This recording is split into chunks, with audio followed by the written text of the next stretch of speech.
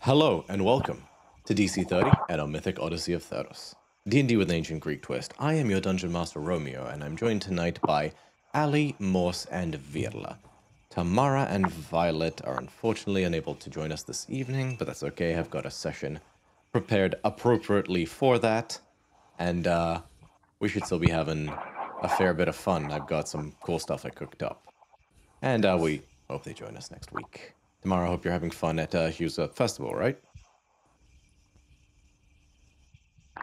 It was an event. It was like I feel like it was a recreational event. But that aside, yeah, that's the brass tacks from me. I'm ready to kick straight off if you guys are. Yeah, let's do it. All right. Let's kick it off with tonight's episode of our Mythic Odyssey of Theros.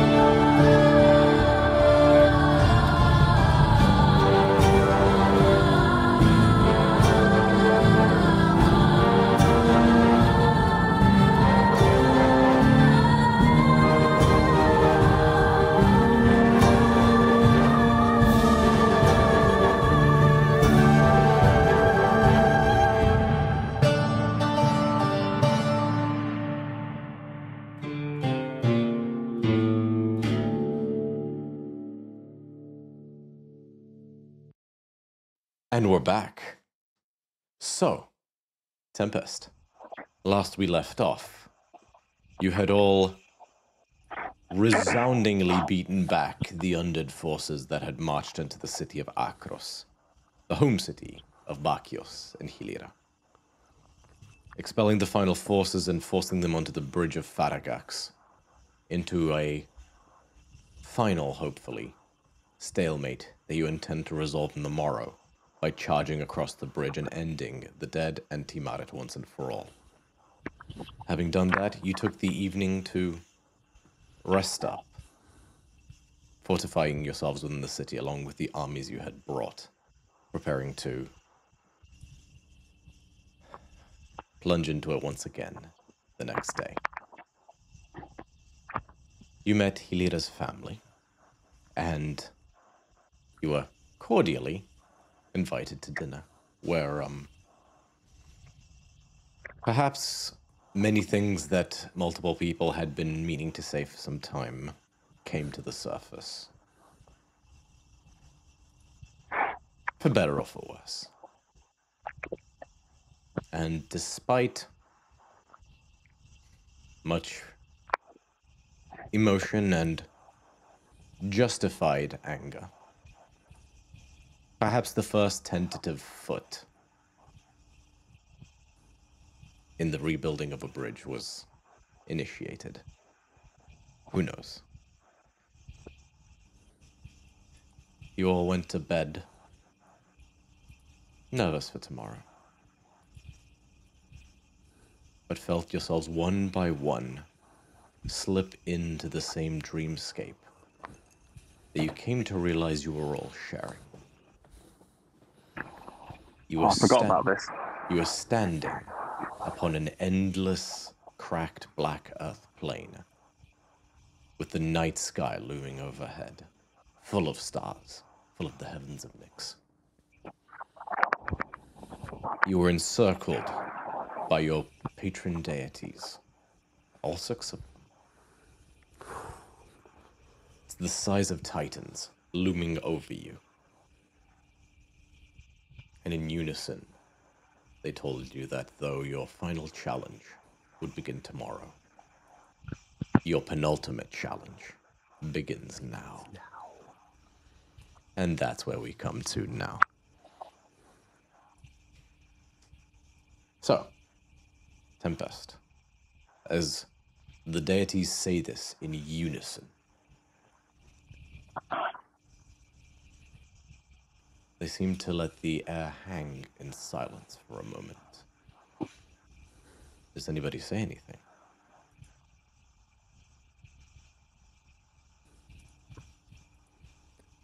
Is there anything else around us? Make a perception check. I roll an invisible dice. Ah. I'll ask Vila to roll that d20 for you. Thank you. That's All right. 14 plus 6. Dirty 20. Thank you, Vila. You're welcome. You're quite confident you don't see anything. You're fairly certain you're nowhere on Theros right now because you can't think of anywhere that's flat enough that you literally cannot see anything on the horizon. This plane is so flat that the night sky takes up so much of your environ, you almost fear if you take so much as a step, you would fall off into the stars.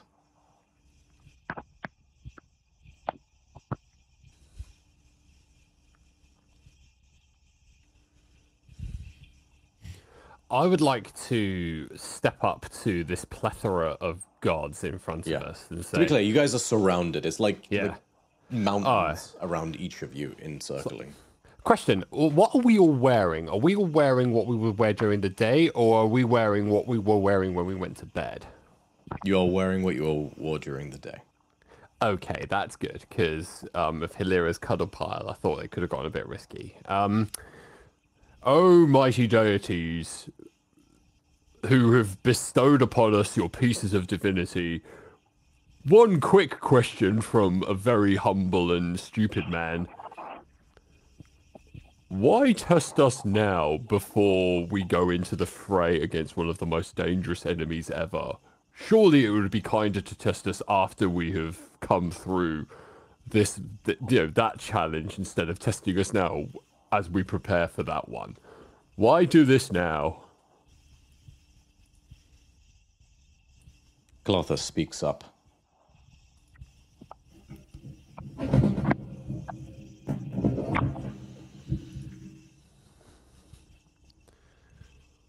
Tomorrow, you will face not only your deadliest challenge yet, but one of the deadliest entities in all known creation. Yes. Much hangs in the balance tomorrow. Much will be lost for you, fail.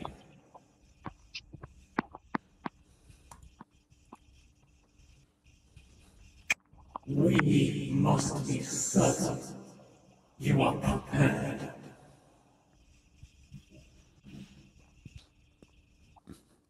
Marcus. She almost crouches down. Oh, you're still on the voice mod. I really gotta fix that button. She crouches down, leaning all the way in so that her face, the size of a building, is near all of yours.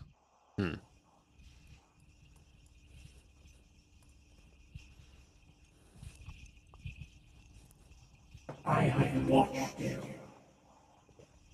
as you struggle,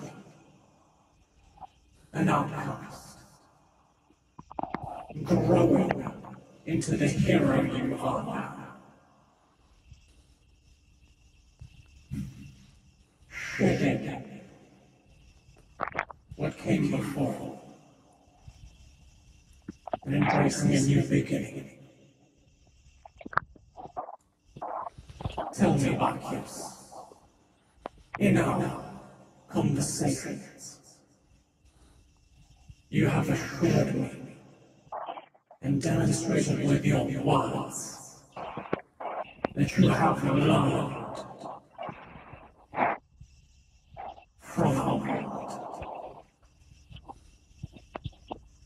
Do you still believe that true?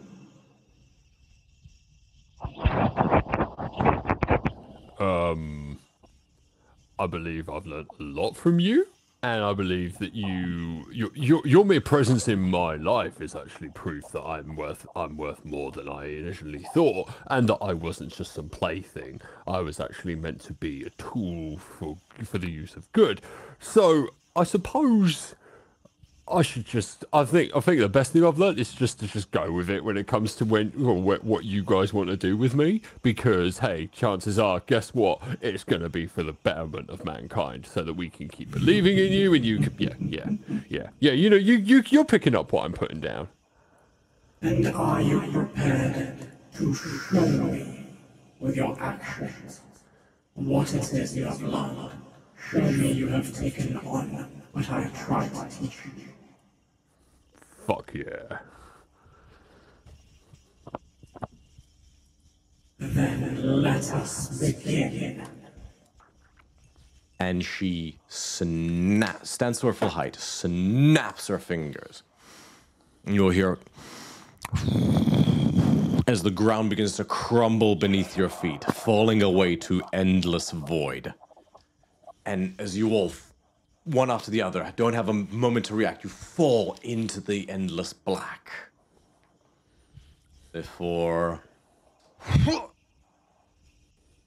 you land on something soft and cold. You'll feel snow slightly melt beneath your cheek.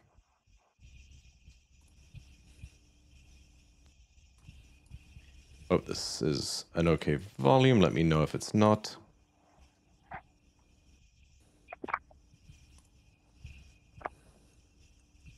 Too loud? Can't hear it. That's weird. Audio sources. It should oh, let me double check I didn't make a mistake. Yep. Virtual audio output. How's that? I can't hear anything. Can you guys? No. That's strange. So cable, virtual output cable. Let me double check I didn't make a mistake somewhere. The penultimate test. IT support. Let me just turn that. Oh,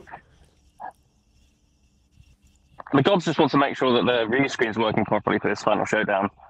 still nothing? Makes sense. No. Oh, hang on. How about now? Oh, there we go. There we go. That's the appropriate volume. Oof. Very loud? No, it just sounds nasty. It doesn't sound very pleasant. And you stand up, and you find yourself in a ginormous blizzard. Oh. About halfway up a mountain. You're not so high up that you're forced to climb at every step. There are ledges and basically inner valleys in these mountain ranges that surround you, that you stand upon. But you are nonetheless in snowy alpine hinterlands, surrounded by forest and rocky outcrop. Do we recognize this place? I'm gonna say Botch and Hilira make history or survival checks, your choice. That's easy. It's Sorry, survival. nature or survival. Nature or survival. Survival. Ooh. Natural 2 for a 16. Still not bad for a 2. Plus 14 13. modifier. Whoa. Plus 14 modifier. So, with a 13, Botch picks up on it a little bit quicker. But I'll say you both pick up on it. Sorry, 16, sorry, is what I got. Yeah, you don't know exactly where in the Catachan Mountains you are. But on the horizon, you spot a couple, like, mountains that you recognize. And you're like, okay, so you get a rough approximation. You're maybe less than 100 miles away from Akros, somewhere in the Catachan Mountains towards the western side, the side that closest to the Valley of Orescos. Right. Are we feeling the physical effects of the weather up here? Yep. This being a dreamscape. Okay, it's fucking cold and windy. Okay. Okay. Any ideas where we're meant to be going? I don't know, man. Me neither. Scotty, any ideas? I kind of finally raised myself up. I know it's a bit weird. Of like my normal red beard is now just caked with snow. I look a bit like a candy cane. And I look around and then I just holler into the sky. If we use spells up here, we will be weaker in the morrow. If we do this, we whisper it. Oh, and there he goes. Did it? What did you hear? Right up till if we Did you do hear anything this. of that? Some of it, right up till if we do this. Okay, if we... Yeah. Sorry. If we do this, our powers will be lessened come the morrow. If we do, will you restore us of anything we use? Follow that to the sky.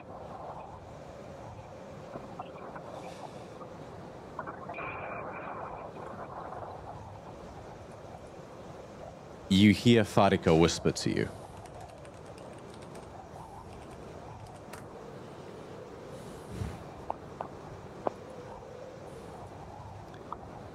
This is your trial.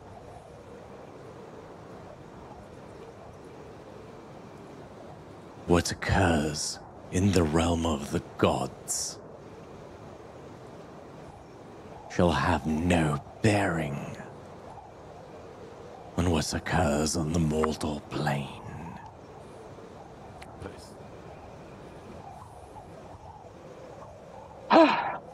Right. Right, go on out then. Is my Farika voice not working? Right, yeah, I look at it and go. It was your voice very sensual. It was very nice. This. Okay, Yeah, that. pretend you heard everything I just said in this voice.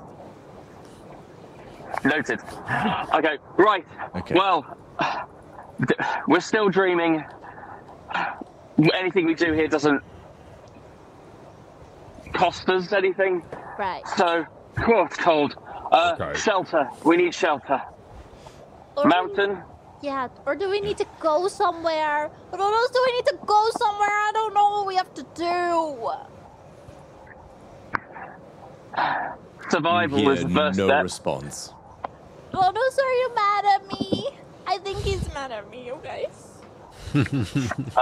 So, where... Helena, So do we have any... I'm gone. You see a small piece of paper float from the sky Well, that seems to be floating in your direction. It seems to come out of nowhere. Catch it. grab it. Yeah. You see a small sketch. It's basically 4 boxes divide 4 pictures.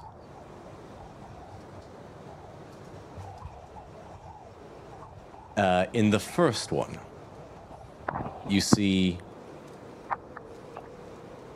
a picture of a small spider covered in little baby spiders. Ugh. With a speech bubble, little cartoon spider that says, with a speech bubble that says, "I'll protect you until you're ready." The next box over has a bear, a little cartoon bear cuddling a little cub that says, and the bear is also saying, "I'll protect you until you're ready." The third one has a little cartoon of a mother wolf with 2 cubs, and she also says, "I'll protect you until you're ready." The final panel has a sparrow that you know to be the symbol of Ronos. who has like a foot stuck out, clearly kicking its baby bird out of the nest. And the speech bubble says, "Fly, bitch."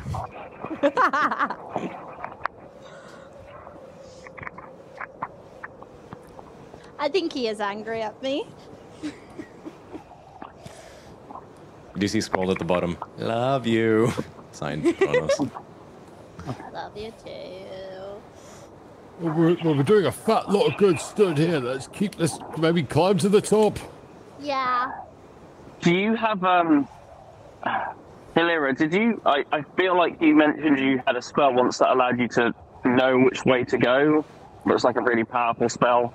A spell to know which way to go. I didn't prepare that for a fight against the undead, Scottinos. Well, that's unfortunate. Yeah, but I can't talk to plants if you want me to. I can't ask the trees. There's not really much. Does there seem to be much in the way of living vegetation where we are? No, I can also talk to the dead if you want me to. There are but then we'd have trees. to No, go there are somewhere. trees. You could speak to us soon enough because we'll be dead if we stay stood here. This is snowy alpine hinterlands. There are trees. Would we know if I don't remember? I've been trying to look at my notes. Like, is this like around where we had the fight with Baragon or something? This is not. This is No? in the mountains. You had the fight in the valley. Right. So we're not near like, what is that thing called? Winter's Heart? No, no. Okay. How dense is the pine forest, as it were? It gets pretty dense pretty quickly. Okay. Well, if we haven't got any suggestions, we can get to the forest, cut down a tree, make a shelter. Fire. Yep. Do we still have our equipment? Do I still have Gelio? You have Great. everything. Okay. Marvelous. Then I am going to. I'm just going to make way, and I'm going to start seeing if there is a smaller tree or something that I could like yank or cut branches off to start piecing together like a makeshift shelter and or makeshift camp. Okay, there are several small trees. So it is possible to, especially with Botch's help, hack down several branches. Put them together, yeah, and yes, I was going to say I attempt to try and use some. I remember an old story, a very limited memory I have as a kid when my father, after I was having a particularly tough time dealing with other staters, which is not uncommon, going for a camping excursion in the wilderness, father and son, where I learned how to attempt to put together, makeshift things. And I try and remember it as best I can, but it was a while ago. And I try and use that memory to build a shelter. We'll come to that in a second. Is anybody else doing anything in the meantime? Looking for anything? I'm going to scout the surrounding area for any obvious signs of somebody in pain, something that needs to be done. In terms of visibility, what are we looking at? Is it really bad visibility, or is it just really windy and we can see from? It's pretty bad visibility. You can see half a mile away at most. Okay, Make a perception check. Okay. Then I was going to say, in that case, I'm probably going to scout about a half a mile away. Yeah. Make a perception check. Perception. Nice. Oh, bloody awful. 8. Sorry, no, +8, 12. Sorry, 4 + 12 is 8. No, 4 + 8 is 12. God, if you can tell, I've been playing D&D all day today. Here, I'll give you advantage on this because this is your, you know these mountains. Oh, good. Then 22. Okay. You scout for about... Yeah. As you come to the edge of the half a mile, scouting around, you spot going further into the trees, rounding the bend of the mountains. Basically, it's over the ridge of the mountain. As in, you'd have to go around slightly. A very thin plume of black smoke. Okay. Barely visible. The wind's not super strong, but the snowfall is heavy. Okay. In that case, I go back to the camp and tell both Hilera and Scotty what I've seen.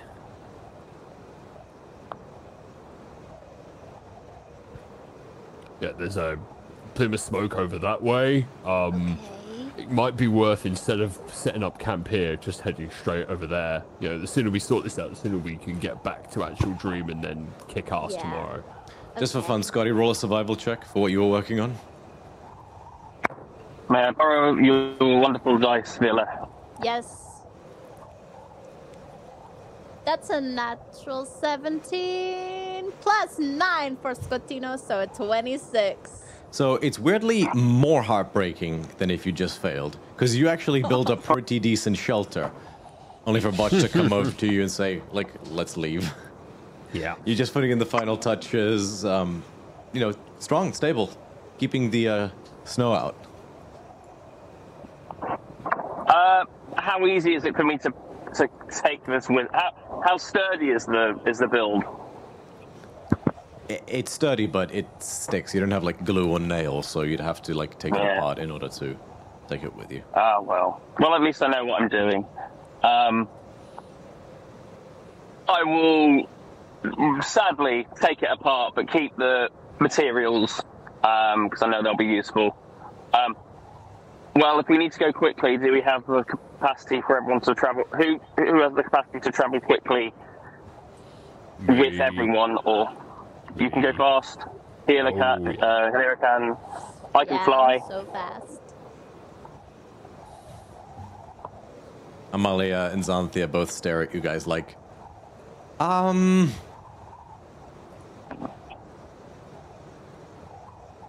can become a cloud. Not in this armor, I can't. Oh, she has fog cloud. That's different. Would be pretty dope.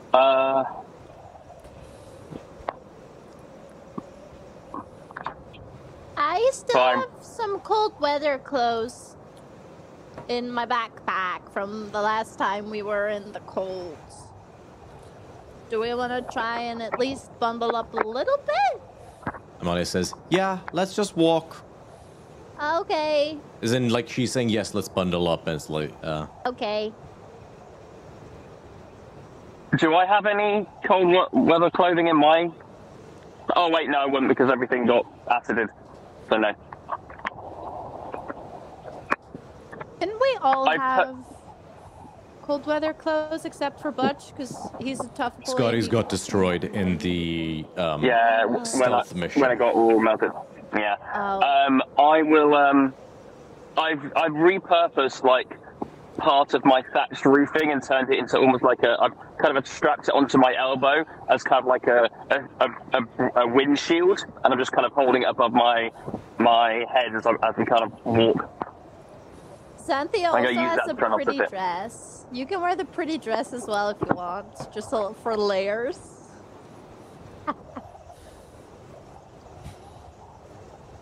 I could give you my It probably take it.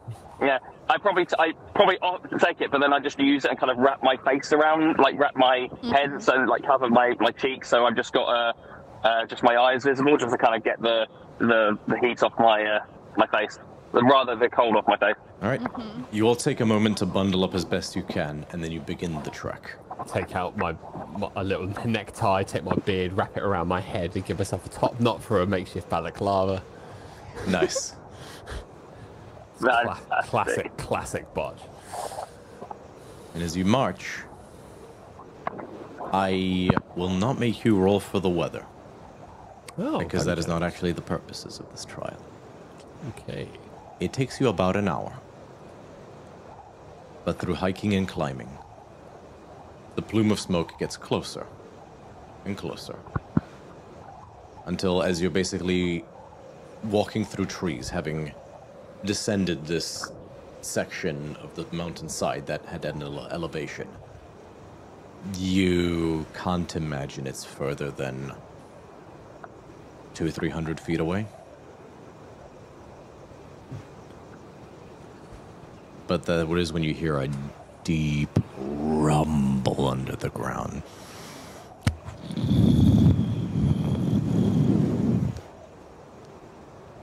And you hear, in the distance, coming from the smoke, a faint because it's not near you, but nonetheless loud, bestial roar.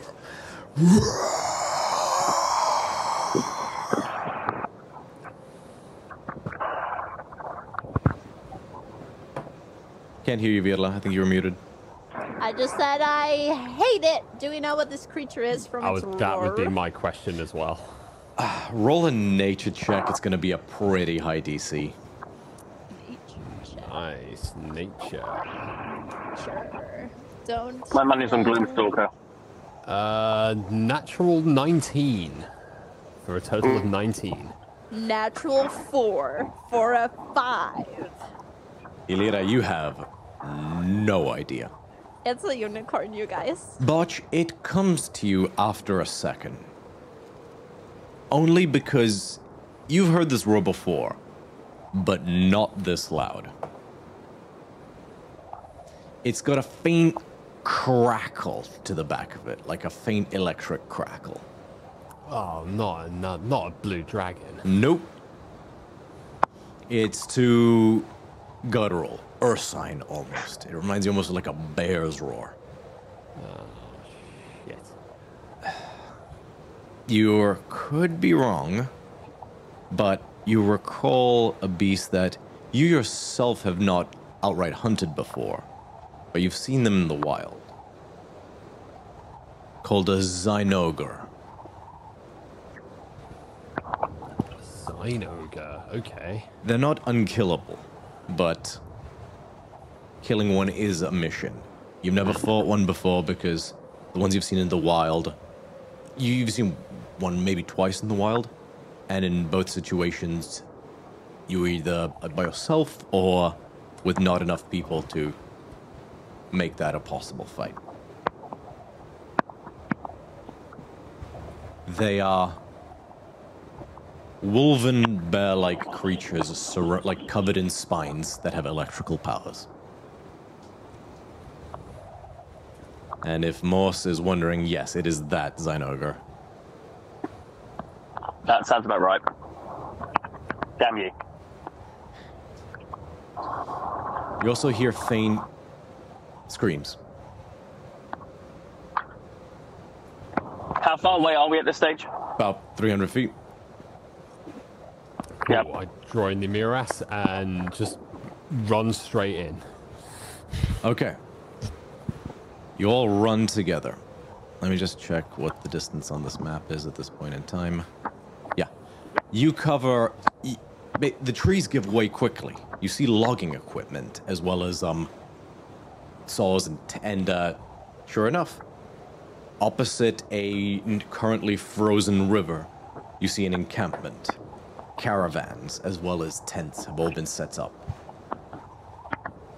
And on the side of the cliff, on the side of the mountain's face, the rocky face, a large hole, a cavernous hole that seems to have...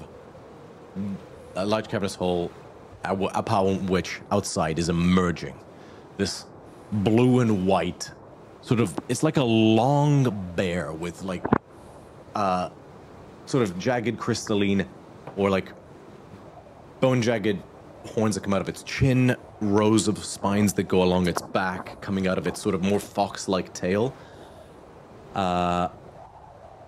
Yeah, it's... In terms of its body shape, it's like the middle ground between a grizzly and a fox is the only way I can describe it. But it is white with sort of ice blue stripes.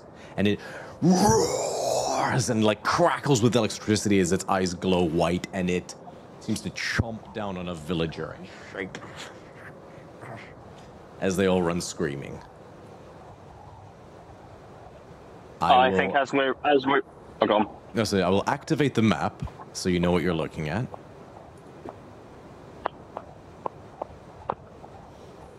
And I will move to the battle mode.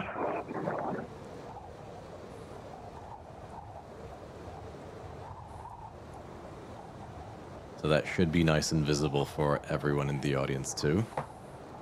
We'll get a nice little zoom in for the people there. That is what the people can see. That is what the players are looking at. Wow. Fuck. And That's not a good sign. It's so cute, you guys. Can I keep it as a pet? you can I mean, certainly try. Can we not? But why not? Look at how cute it is. I know, but So you just watched this thing bite a villager in half. Oh. The I was others are hoping they running might still be screaming. alive. There are still living villagers, but many, in fact, they're running screaming. You have a couple seconds before it is going to keep attacking. What are you doing? As I'm running, the snow's kind of falling off my beard and hair, which is going into that mossy green color. And then vine-like ethereal wings sprout from my back as I go into patches of the worldly guys from the upper planes. And I'm basically now running and swooping in the direction to basically be ready to pick up the next villager that's in harm's way. Cool. 5, 10, 15, 20, 25. It's 60 feet, right? I believe so. 30, 35, 40, 45, 50, 55, 60. Okay, so I'm going to say you'll get one turn before initiative is rolled. Amalia, I'm going to say she will just dash 5, 10, 15. She's going to need to make a dexterity check, unfortunately. Slips and lands on her ass. Uh-oh. So she can get this far this turn. What is Xanthia doing? I think Xanthia's running across as well. Cool. Dexterity check from acrobatics check from Xanthia. Acrobatics check. Okay. Okay, let me grab my Xanthia 5, dice. 10. Come on, babes. Come on. Come on. Natural 20! 15, 20, 25, 30. All right. 5, 10, 15, 20, 25, 30. She gets that far. Her movement speed's still just 30, right? He generates Yes. ice skates. He just goes ice skating. Lira and Botch, what are you doing? I am running at this thing as hard and fast as I can. Okay. Acrobatics check. Wow, fuck. Lira, do you need me to move your token, or does that work for you? But, sorry. I was thinking, did you need me to move your token if you're going to run as well? But I just realized I made an assumption, so I'll get to you in a second. Sorry, so you'll run. Okay, so what did you roll, sorry, Botch? 19. Succeeds. You can dash if you like, or you can just, use your movement and do something else if you had another plan on your turn. 5, 10, 15, 20, 25, 30, 35, 40, 45, 50, 55, 60, 65, 70, 75, 80. Yeah, I'm there now. Cool. Anything on a bonus action? No. Okay. I'm good for now. I'm holding that. Hilira, what are you doing? Okay. Your assumption was right. I'm going to also start running across the ice. All right. Acrobatics check, please. 16. Succeeds. Okay. So I have 70 feet of movement, and I'm going to bonus action dash, making it 140. How far Cool. can I get? You can get right up to where I traced the thing here. Okay. Let me just... Ooh, why do I keep moving myself off the map? I'm having a great... I'm fighting. I'm fighting with Foundry right now. Okay. Did I just... Did I move myself or did I... Okay. Yes, you I did. am. Cool. Cool. Anything on your action? Shit. I can Shit. do that. I'm Yourself. an independent woman. I can do this. 50 feet. Okay. I still have an action left. Yep. Let me see what I can do. I'm going to... Sacred Flame him. Can you make a dex saving throw? Sure.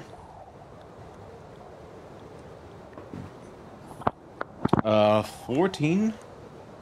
Fails. Nice.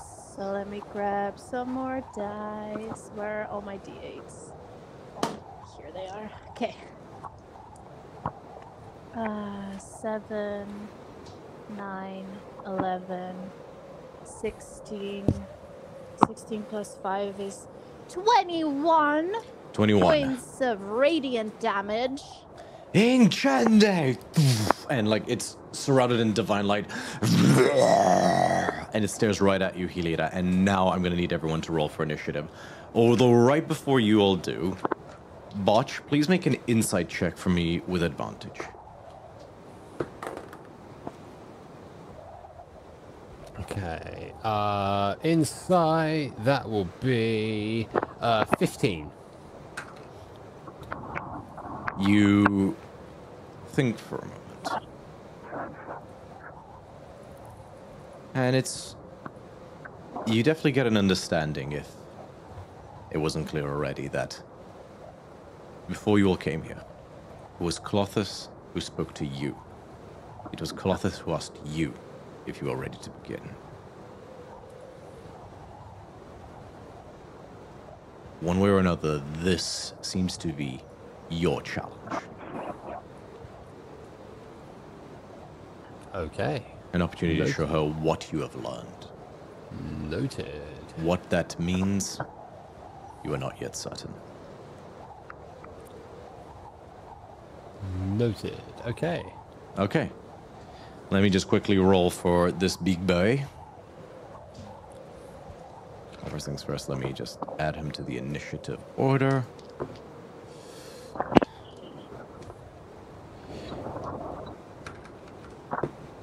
Oop, that's not how that's done.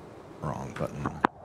Add U4 and then add Helita. Cool. Let's roll for this bad boy. Doesn't get advantage of initiative rolls. He does not. Okay. Okay.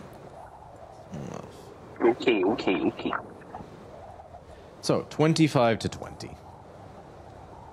Scotino's rolled a 20 on initiative. Oh, nice. Yes. Thank you. You're doing well for me. And Amalia roll... Oh yeah, I'll get to Amalia. Scotino's 21, 20 to 15. Oh, I rolled a 19, Hilera, and Xanthia rolled a 17. You've got all the good dice. This is it. I like it. 15 to 10. Amalia rolled a 14. No, sorry, she rolled a 13, but yes. 10 to 5. Botch? What'd you roll? I rolled a 1 and a 2 at advantage. So I rolled For a total 5. of? Oh my god. That's the lowest, that's the worst I've ever done in my initiative roll. Know what it's like to be Xanthia now. I thought you were going to say Bithynia. I mean, Wow. potato patreon, so. Fair. All right. Let me know if this is too loud.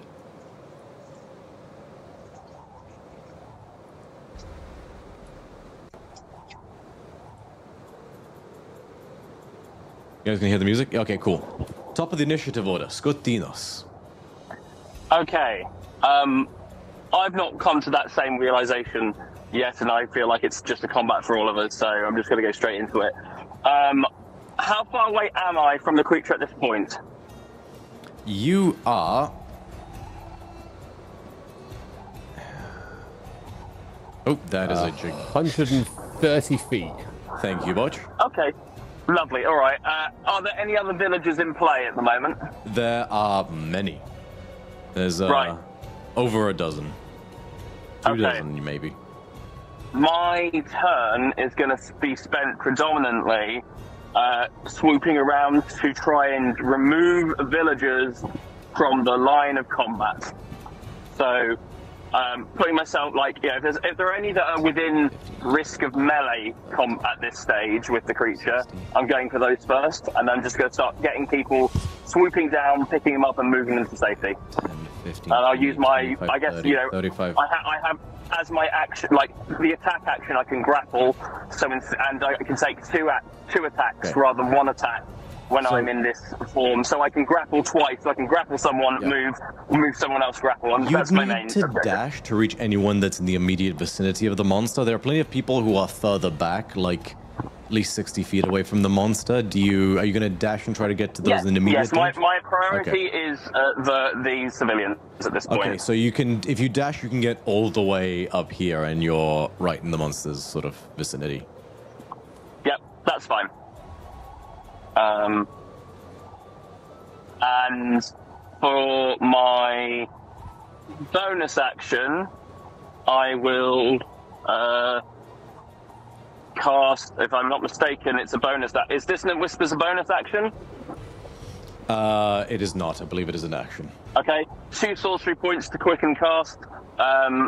Dissonant Whispers at base casting level. Does Dissonant Whispers require a minimal intelligence? I am afraid I cannot check that at this point. I don't think so, because I'm not. It's not a. It doesn't say in the spell. It's not. It's not an intellect, like, because and how it comes out for Scottinus, it's more like a hissing sound, like a cobra. Yeah, it has sort of like guttural hisses and stuff. So I think it's just like the ominous noises that Easy enough. Wisdom save, yeah? Yes, please. Oh, natural 1. Brilliant. It should. I don't know whether or not if it's affected by it in such a way, it should now have to use its reaction to move away from me as far as possible, and hopefully away from villagers. It's going to basically retreat back into the cave. Lovely. Viola, when you have a moment, would you be able to roll the damage that does for me? 12 points. Thank you. Thank you. Brilliant. And then I'm going to turn around, and it's a bit weird. Like in this form, my mouth mostly kind of isn't visible, because it's just like a mess of vines and leaves that kind of cover the face other than the eyes. Apart from when I'm casting, but then I'll turn over, and then sort of like the twigs kind of turn into sort of like a gentle spell, and I gesture to the villagers, run, like as in run, go. And that's the turn. It's my. Okay, Hilira, it's your turn. All right. Let me see where this little shit is now. I cannot see him anymore. Let me just see. Is this my character sheet? Yes. Okay. So many character sheets are open right now.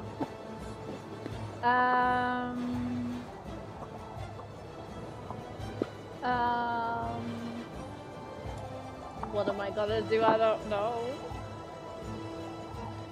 I'm going to at least like move up so I can see the creature again. Okay. Hopefully.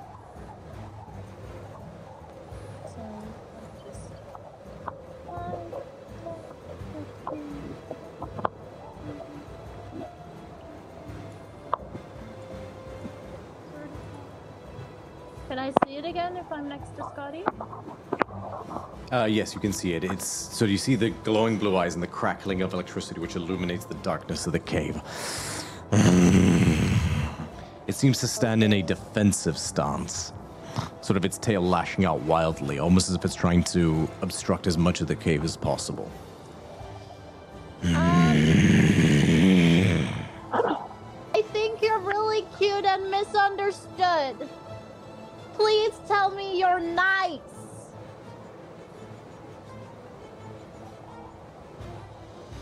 Does it do anything? Tell me that it's nice.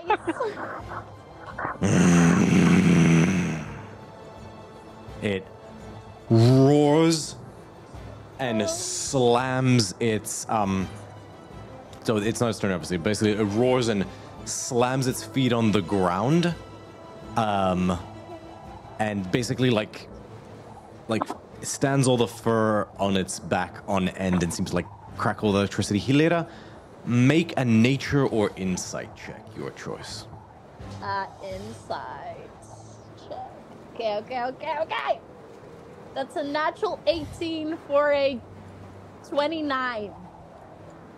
Oof. You swear it seems to be trying to make itself look as big as possible. Okay. And you could have sworn it was trying to, it was like it was trying to intimidate you. Oh. I think you're very cute and just a baby. I don't want to hurt you. I'll just spend my turn looking backwards at like the party who I can reach with my telepathy and just going, I'm not sure if it's mean. I think it's misunderstood and needs a hug. Kind of like Buckyus. Yeah, that ends my turn. Okay. Wow. Xanthia's turn.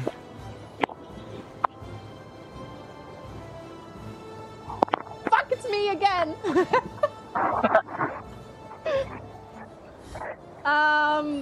Jeez Louise. Yeah, Xanthia's gonna keep moving over the ice. She's ice skating. She's having a great time. Okay. She's gonna dash.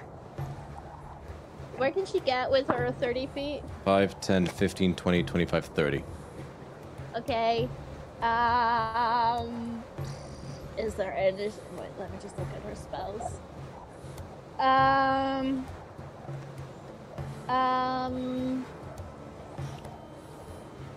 Jeez Louise. Yeah, I think she's gonna dash. Okay.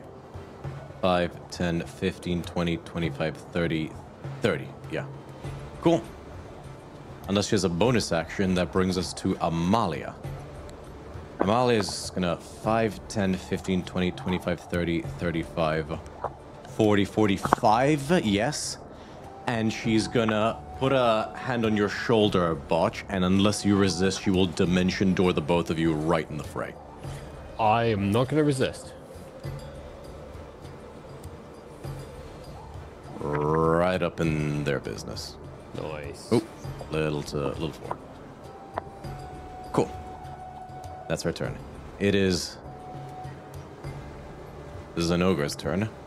5, 10, 15, 20, 25, 30, 35. It is going to...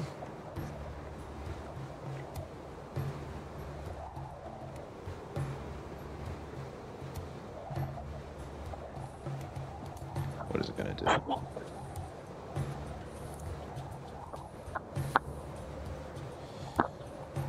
I don't think that's part of its multi-attack.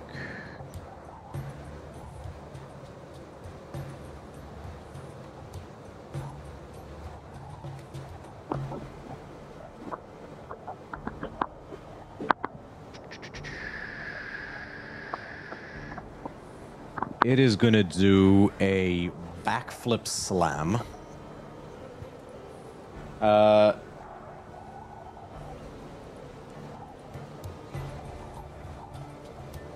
Yep. So up to 4 targets. So it is going to target the 4 of you guys. Starting with you, Botch. There's a 29 to hit. Let me check. Yeah, it turns out a 29 hits a PC. A 33 to hit will hit Amalia. Hilira. 17. Misses. And Skotinos, modified 20. Shield. Okay. Botch and Amalia both take...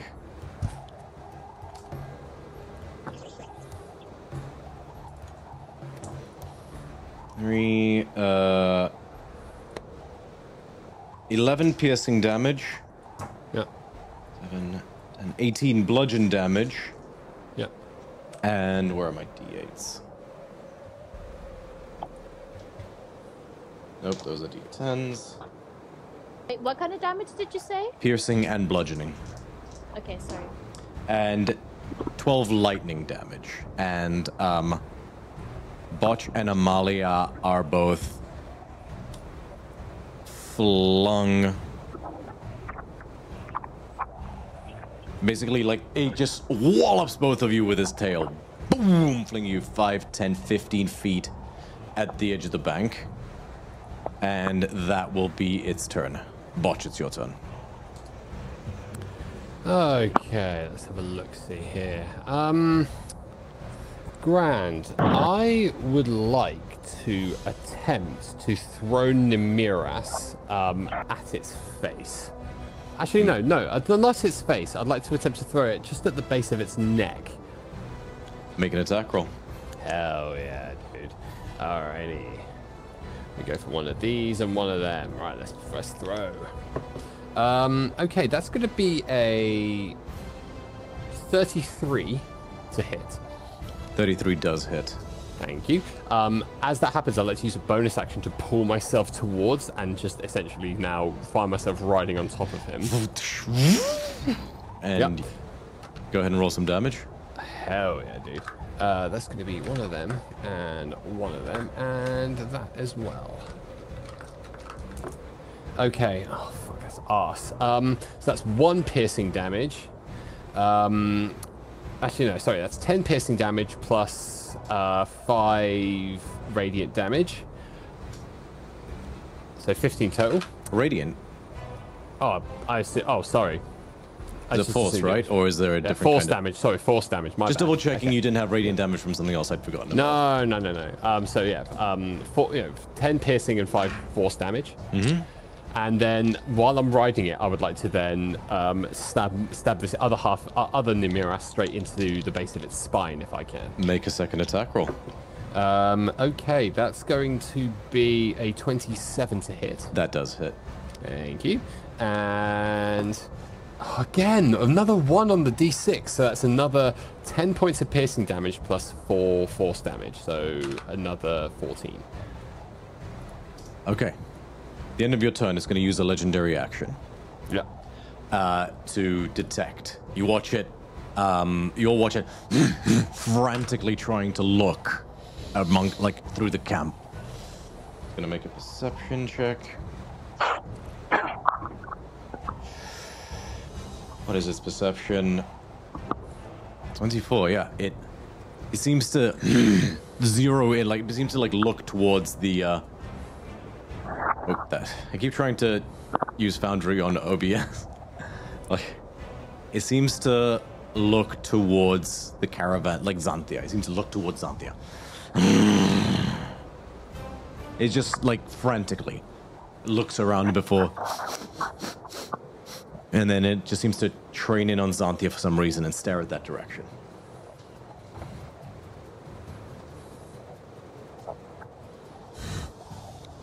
That is its legendary action. At the end of the initiative order, the... No, villagers are going to stay there. They're too paralyzed with fear, I'm going to say. Top of the initiative order, Scotty. Right. Am I within its... back within its melee range now? If you move 3 squares forward, you will be. Okay, where are the villagers at this point? There's one right in front of you. There's several in your immediate vicinity. There's one to its left. I'm gonna continue with the objective I had, which is just getting these villagers out of the way. So I'm going to spend my turn.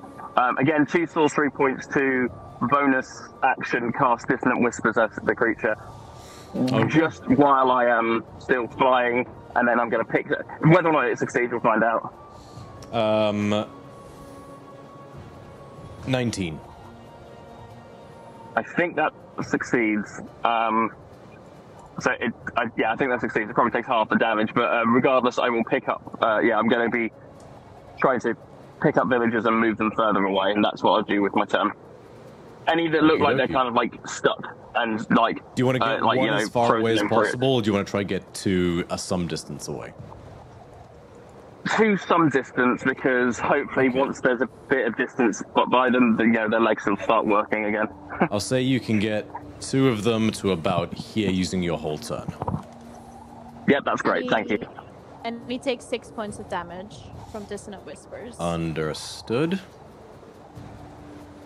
Thank you. You're welcome. Okie dokie. Hilira, it's your turn. Alrighty. Ma'am, He's really hurting my friends now, so I feel like I should kill him now. Okie dokie, artichoke. Let me see. What am I gonna do? I'm going to... Oh, this is gonna be fun. Okay. I'm going to extend my hand, and my eyes are going to flare red for a second, and I'm going to cast Hemorrhage on the creature. Nice. Constitution saving throw? Yay! Blood magic! Blood magic! Blood magic! 29? Yeah, no, yeah. Okay. He is a big boy. Okay, let me just check. On the size of the target, they takes half this damage. Okay, let me just roll the damage.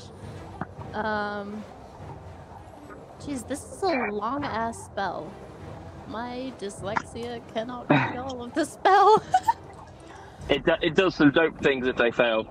Scotty notices the casting and is visibly impressed that he has rubbed it off in the way of blood magic. It takes 6 points of damage. Understood. Damn. Anything else? Let me see. Can I do? No, I'm a cleric. What can I do with my bonus actions as a cleric? Bonus actions. Nope. I already cast a spell, so I can't do that. Nope, that's all I can do. Yeah, All right. that's me. It is Xanthia's turn. Xanthia! Wait, would Xanthia have seen the little look that thing was giving? Oh yeah, it was basically staring right at her general direction. Okay, can she just kind of like snoop inside of the caravan thingy? Yeah, make a investigation check. Investigation. Come on, Xanthia. Come on, I believe in you. Come on, come on, come on. That's a natural 1. She sees nothing. She sees a lot of crates that are sort of covered over in a tarp. Oh, okay. Well, then she's just gonna use her movement to move away and just go towards the baddie. Okie dokie. 5, 10, 15, 20, 25, 30. That's her movement. Oh, yes, use their action to investigate. So that's as far as she can get. Okay. All right. Amalia's turn. She's going to run up, and she's going to start to slashy slash. Just going to roll a bunch of attacks together.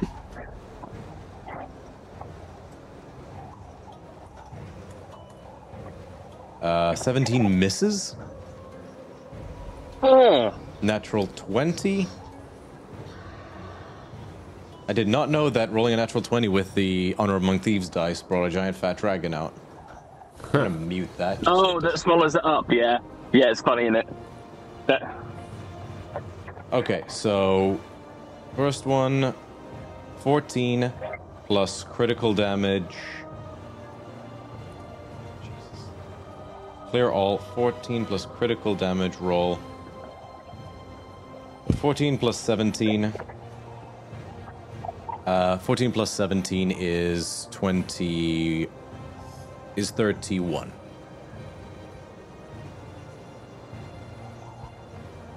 And it roars out in pain, wounded. And sort of like darts around. Like basically, it's staring at like all of you, its surroundings. It like reacts back, like tries to shake you off for a second, but it's looking around frantically. It is its turn. still staring in, like, where Xanthia was. It like, is angry that it is, being accosted. You just hear it roar out in pain, and it is going to use...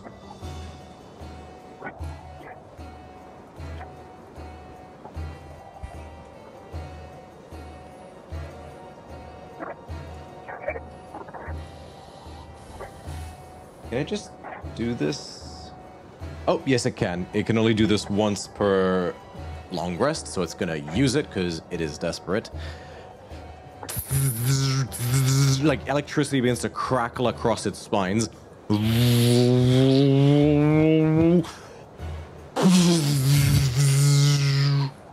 no, it's an EMP.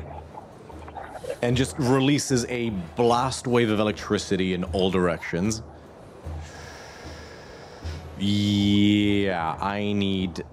It's gonna basically target Amalia, Hilira, Scotty, and Xanthia. Dexterity saving throws, please. Is this a magical effect? It is not. This is more like a breath weapon. Okay. Dex, you said, right? Yep. Okay, Scotino's rolled a natural 20 for 24. Oh my god, you're doing so good with my dice. I don't know what's happening. These dice have been blessed now.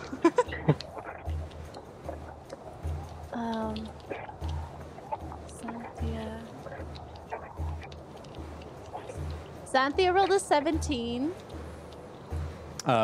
So 17 fails. What was the other one? What was the other one? 5, 6, 7, 8. 18, actually, sorry. Fails. Sorry, what was the first one you said? Scotino's rolled a natural 20 for 24. Succeeds. And Hilira rolled a 25. Succeeds. Okay. Botch, you too? Oh, I think you didn't say me. What am I rolling again? Dexterity? Dexterity saving throw. Oh, I need to roll for Amalia as well.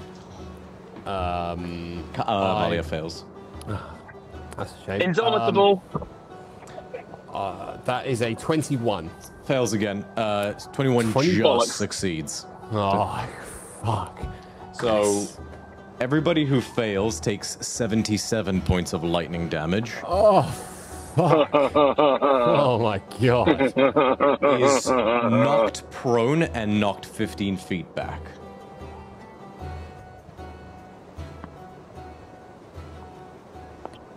Just double check there's nothing else. Everyone else takes half as much damage and suffers no other effects. 77, so that would be 35, 36, 37. Yeah. It is then with you still on its back. Yep.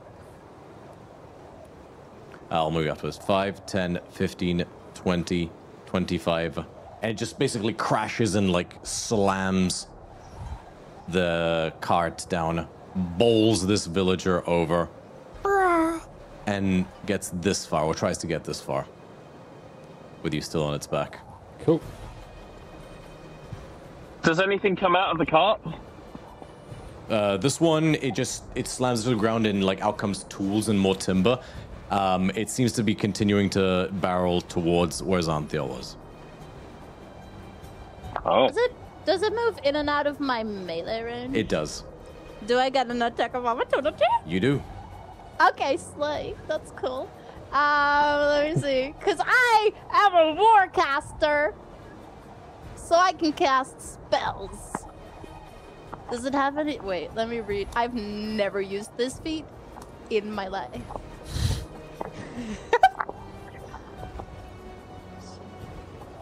Wait, let me find it. Can I use a touch spell for that? Because yes, you can. Okay. Then I will do... where is my spell? I'll do a 3rd level inflict wounds. All right, make an attack roll. That's a 23 to hit. Hits. Okay, so that's 5d10. 1, 2, 3. 1, 2, 3. 4. 5. 3, 6, 6, 8, 11, 18. Okay. Like the black veins seep through it. It again roars out. Like this long, low, hurt howl. I don't like it because I don't want to kill it anymore. And that's its turn. Botch, it's your turn. Okay, I'm going to rage. That pissed me right the fuck off. So I'm going to roll my wild magic table. Ooh, number 7. Okay. Flowers and vines grow around you, and until your rage ends, the ground within 15 feet of me is difficult terrain for my enemies. So it's going to have. It's going to have its movement. This thing's movement speed is halved. Do you have to be standing on the ground for that to kick in? It doesn't say that I do. Okay, rules as written. I'll allow it. So it's on difficult ground. Cool. So first attack against this thing. I'm just hacking at this thing now. Okay. Oh, what did I? Oh, I didn't do something when I rolled initiative. Yeah, that was it with my exalted feat. I suppose now that now that the time has passed, I can't really use it. Okay, so first attack. No, you can. Well, first, it was going to be. I'll allow it this time. Let's say. Yeah, with the exalted feat, I'm going to take Fate Shaper. My weapons bonus increases to another +3, and the extra force damage is plus 10 D10 instead of D8. Got it. And I have advantage on opportunity attacks made against them. So first attack. Oh, good lord, that's nice. That's going to be a 29 to hit. 29 does hit. So that's 2d10 instead, plus 12. Nice. No, 1d6 a d6 plus a d10. Not a d. No, I wish. That'd be fucking amazing. I was about to say that sounded amazing. That's going to be 16 piercing damage plus 10 force damage. For 26. Next attack is going to be a 28 to hit. Hits. And I'm assuming that hits, yep. And that's nice. That's going to be That's going to be 15 points of piercing damage and another 10 force damage, so another 25. 25. You just carve into this thing's flesh. Rending his back. It continues to try to crawl forward as you hack into it. Botch, I'm going to ask you to make a wisdom saving throw. Okay, wisdom save. You have advantage because of Hero's Feast. Oh, I do, don't I? Well, that's arse. 10. I rolled a 1 and a 2. Cool. Nothing happens. Nope. Alrighty. There we go. Right, that's my turn. You don't know what happens. Nothing apparently happens. Nothing apparently happens. Oh. That's my turn. Carty, it is your turn. Okie dokie. So, I'm a little frazzled, but that's okay. Hilary, would you do me a favour and roll me a Constitution saving throw from my sheets, or just I get it with advantage?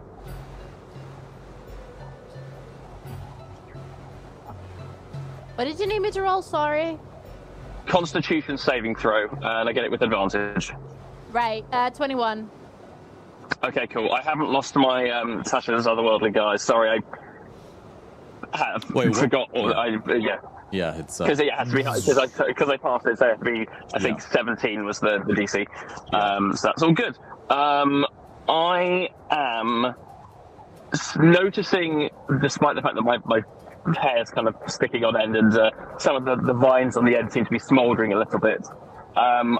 The wolf seems to definitely have an agenda specifically towards, and it's definitely towards Tamara, and not towards the cart. It's definitely her that it's interested in. Hard to tell. It is plowing in a general direction that both happen to be in. Is there a cart still there? Yeah. So it just barreled over the first in a line of carts. It's like a caravan of 4 that are sort of in a haphazard trail. Okay, got you, fine. It just destroyed the first 2. And the villager that was in front of it, no hope of saving it, completely dead, right? Well, it batted one to the side.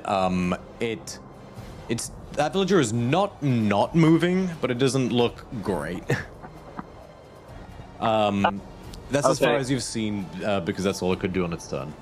No, that's fine. Okay, I'm actually going to move over towards the cart that Tamara was playing with. Xanthia, sorry. Okay. And can I look to see what's underneath the tarp? Make an investigation check.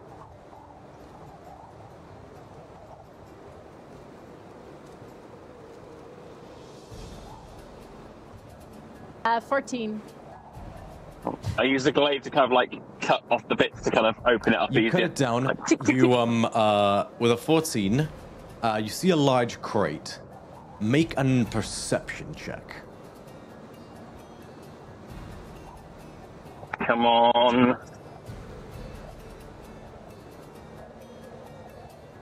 At 21. You swear you saw the crate move slightly. Just. Yeah. Right. Okay. Cool. Right. I'm with this. Can I holler something as a free action? Yeah. The villagers took its young. Let's just go. And that's it. Okay. It is Hili. Oh, I mean, I'm making a big assumption there, but I'm pretty confident with that.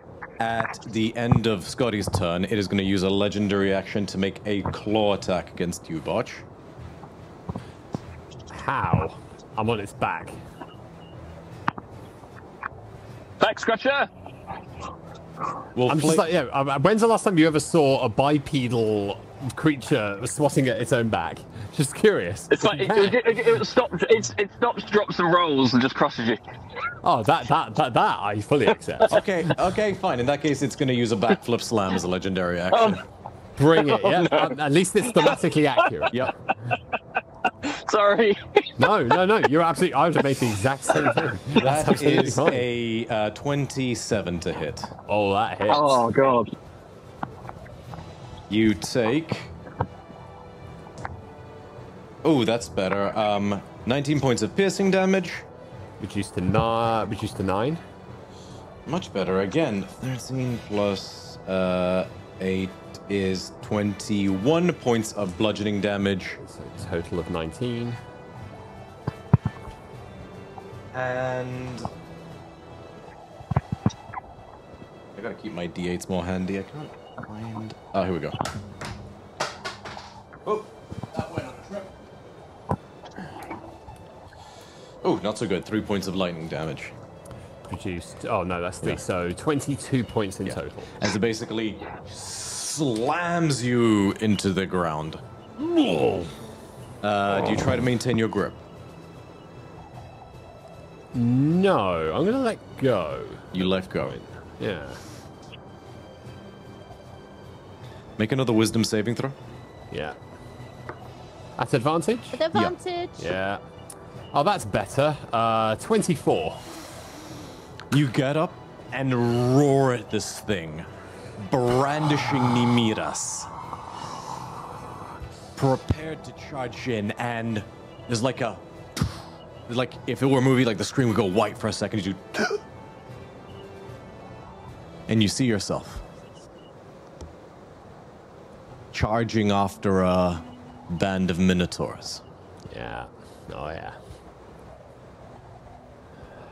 Losing yourself To the rage. to the rage. An eye only for killing. And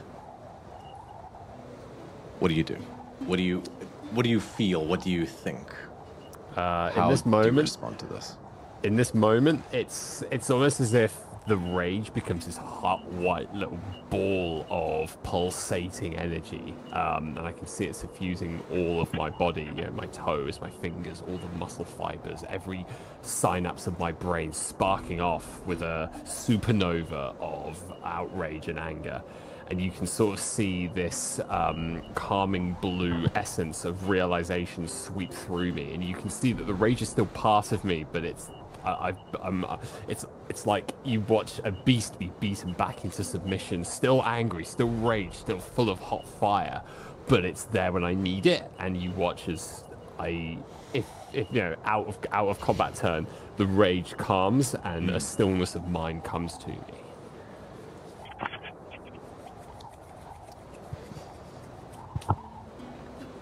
Very good. And you?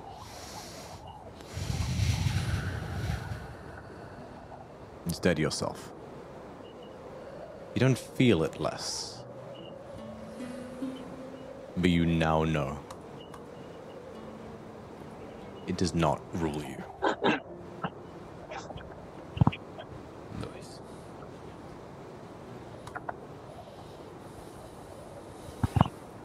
And there it is. That's all you hear. Nice. It is Helida's turn. So I just heard Scotinos yell that they took the baby. So I'm gonna turn around, and there are 2 villagers near me, and I'm gonna put my hands on my hips, and I'm gonna say, "How fucking dare you take someone's baby! You should be ashamed of yourselves." Whatever you say, please just let us live. Only if you say please. Did I not just do that? No, it wasn't good. Please, Plenty Breeze, let us live. Anyways, I was right, and I'm gonna start running over towards the thing that Scotinos is looking at. Cool.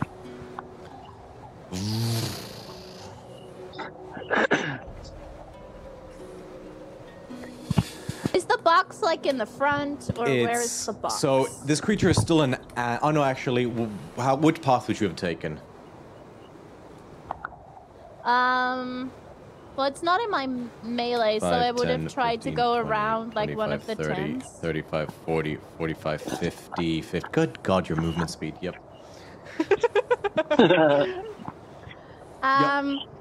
And can I get like inside and to the box? So it's a big oblong crate. Okay. That's completely sealed shut. Although you do see some holes in the top. Can I try and like open it? You can. I will tell you now. You do see that it's like a hammered shut crate. Not like a cartoon crate, like a fantasy crate, like a typical trope crate that's been hammered shut. You can try to open it with your hands. I'm just offering that information because it's immediately obvious in case you want to try a different approach to opening it. I have a rapier. Or a spear. Could I like use my rapier on my spear to like try and like... Roll an athletics check. Oh no. Why am I doing this? Someone strong should be doing this. Yeah, I know, That right? is 19. So you don't hurt yourself, but it like moves like that much. Hello, little baby. I'm gonna get you back to your mommy or your daddy, okay? Don't worry. Okay, I love you, little thing. And that's my turn. I don't think I can do anything. You hear well, I have a frightened bonus whimpers. action. Can I try and push it with my bonus action to get it at least out of the cart? So the thing might know that we're trying to help it. I'll allow it, but you're gonna have to succeed on a very high athletics check. Oh, okay. Well, I'm gonna try anyways. This is my mission now. I want to save this baby. Okay. No, that's a 14. Oh, my back. Ow, I got a splinter, Scotinos. Oh dear. That's my turn. Alrighty. It is Xanthia's turn. Okay, Xanthia's gonna get up from prone. And I think she is also gonna like cross her arms and just look at the villagers.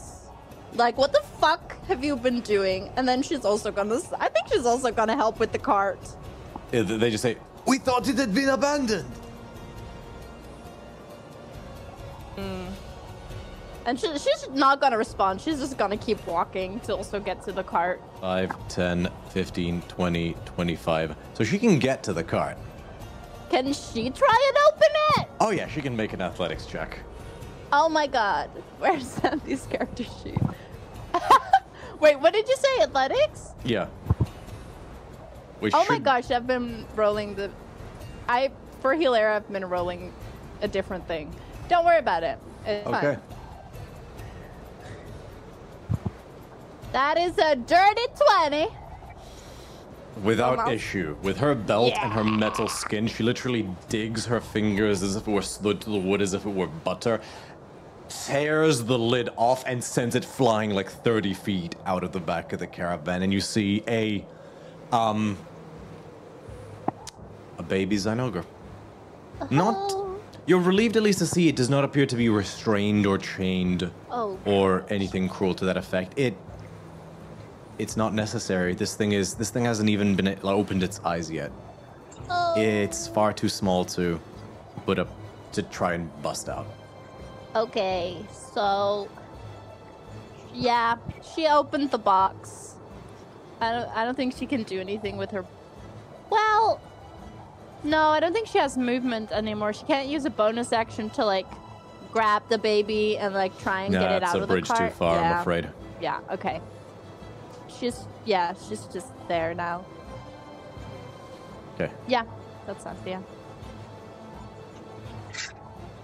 Amalia. I think we've lost the DM. Have you?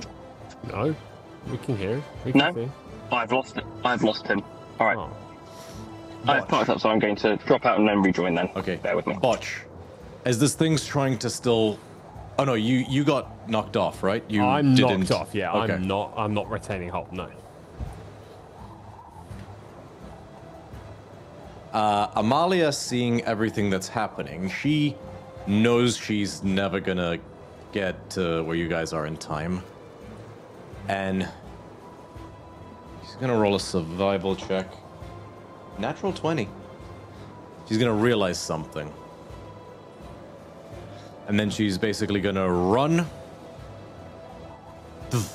She just drops her axe and grabs the tail of the Zynogar and to like hold it back. And she yells to you, Botch. Go, Botch! Get the baby! I'll keep it busy.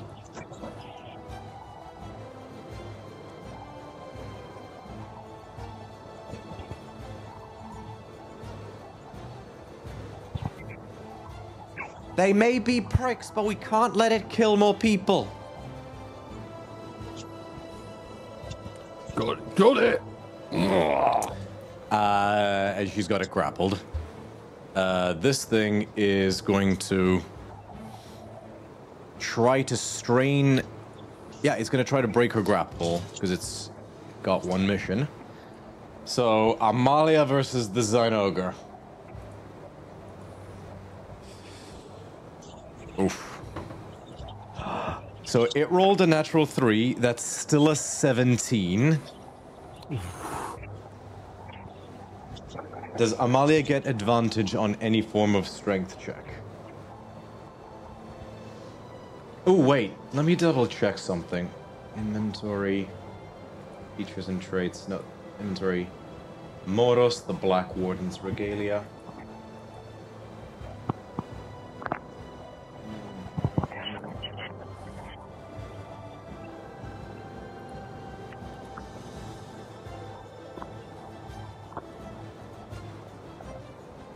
Oh, okay, so I will retroactively say that she spent one of the charges, basically, you watch as a soul, and it almost seems to like goes, like, the mist of the soul seems to like seep into her skin, as she will use one of the charges to do borrow experience, to make the next ability check, attack roll, or saving throw with advantage before the end of her next turn.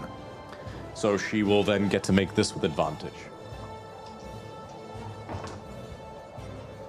The higher one was a 13 for a total of 24. Oh, good. And this thing strains, uses its action to break free of the grapple, but Amalia, she's like, you watch her metal, like, armored feet, like, just dig into the ground. And she is strong. She does not have a belt or barbarian strength, but she is still a big fucking Leonin, and she weighs like 500 pounds in this armor. So she is basically throws her weight into it, and this thing is stuck. And it's just used its action. That's its turn. Botch, it's your turn. Taking the advice of my teammates, I'm going to run over to the cart, potentially provoking an attack of opportunity. Yes, it will. Yeah, go for it. The rage is... Would you say the rage... Yeah, because of that specialist thing that we did earlier, the rage is now subsided. I think thematically that is appropriate. Yeah, I agree. Okay, cool. Just, yeah, that could be important, so let's continue. Yeah. All right. So I think it's gonna do a... If you're going at it that way, it's probably just gonna do a claw attack. Yeah, that's all it can... Right, yeah. Yeah, go for it. That is a 27 to hit. Oh, that'll definitely hit. It's not the worst. I say that. It's not my hit points I'm talking about, but still. Oh wow, that is bad, which is good. That's 8. No, sorry, 9 plus 8. Yeah, 9 plus 8 is 17 piercing damage. Yeah. And a D10 lightning damage. All right. 8. I have 1 hit point, guys. Oh, shit. Cool. Because I'm assuming we didn't get the full benefit of a long rest before we came in. No, you here, did. So, then I'll have plenty. I'll have like 101 hit You know points. what? Just because you guys are about to succeed, and I think it's cooler this way, I'm gonna say you are at 1 hit point. Just because I love the idea of just bearing through the pain. Like. Cool. So I continue over here, which I think will take me to 35 feet. And seeing the opening that Xanthia has made, I will reach in and try and attempt to grab the baby and hold it above the cart where I can see it. Okay.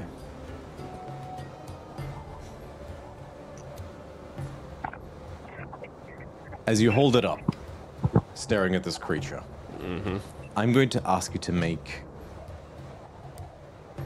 either, depending on how Botch wants to go about this, either a persuasion check, a survival check, or a nature check. I am 100% doing this with survival. Yeah.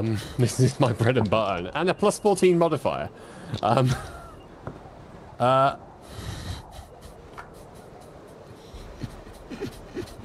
I never know if it's a good or a bad. Natural 20 Okay, for a good. 34. See. A total of 34.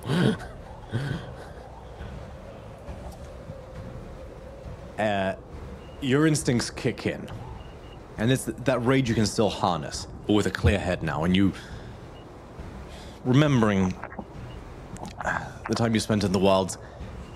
You don't know a ton about this creature, but you know beasts in general. You make you do like a chuffing sound, which you've seen some wild cats do to signify friendliness. And you sort of tentatively looking at it, but not making eye contact with it. Basically, every like animal expert best practice you've ever seen. You gently carry this infant forward, stepping over the cart. You just leap up, and then you lay it down. Amalia sees this. Let's go.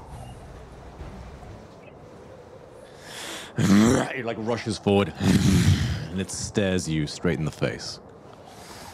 Leans in real close.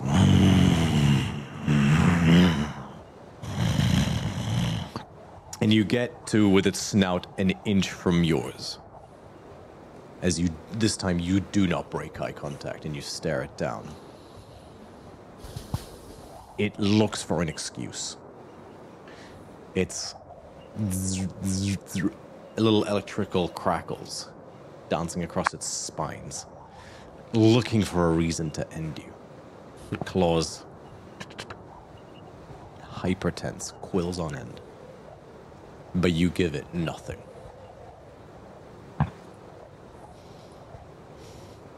Just your pool of inner stillness. You have nothing to prove. Nothing to gain.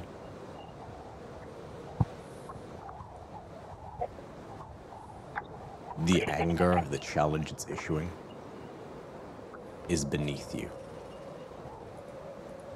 And so after a moment, the electricity subsides. It stares around. It gently picks up its infant in its mouth by the scruff. And it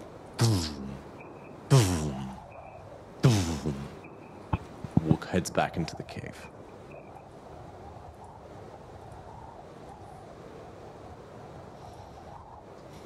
And you watch it disappear into the cave until it goes dark.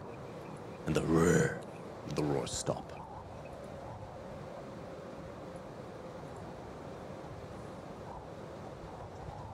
And you're all left standing there in this blizzard.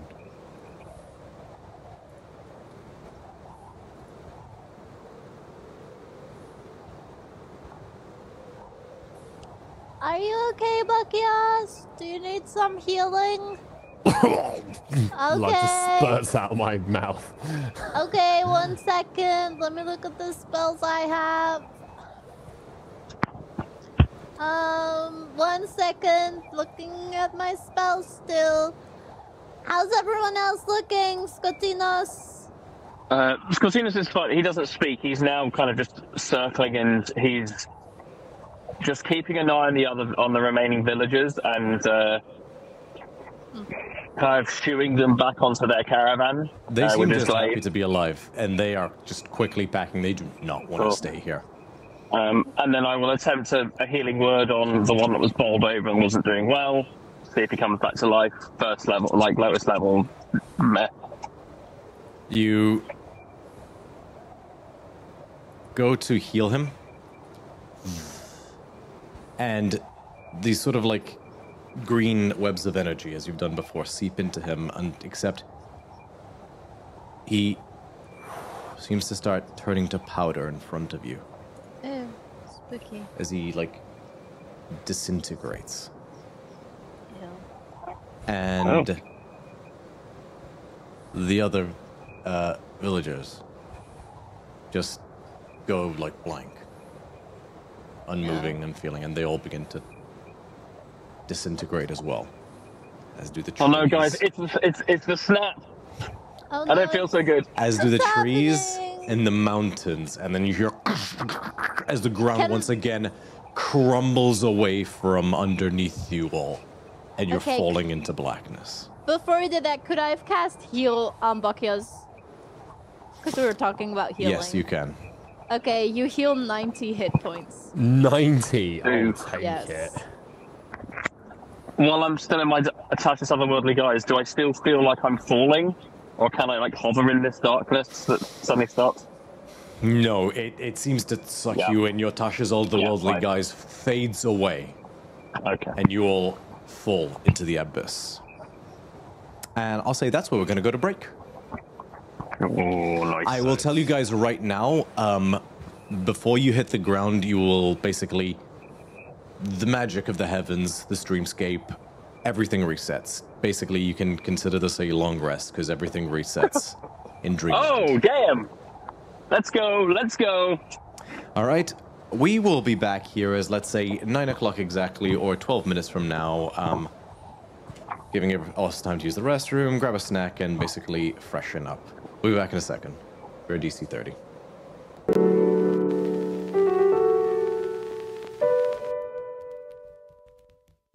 And we're back. Welcome, welcome. And we pick up right where we left off. As you fall into this void, you find your wounds heal. And your magic restored, and your energy restored, and you are fully refreshed, and you can consider this a long rest. Yeah. But as you're falling, and you feel replenished, you like float in the air for a second.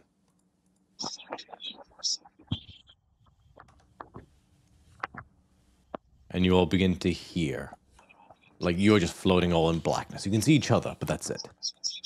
You hear.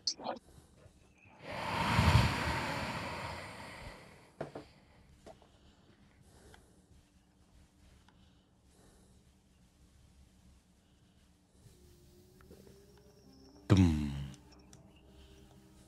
Dum.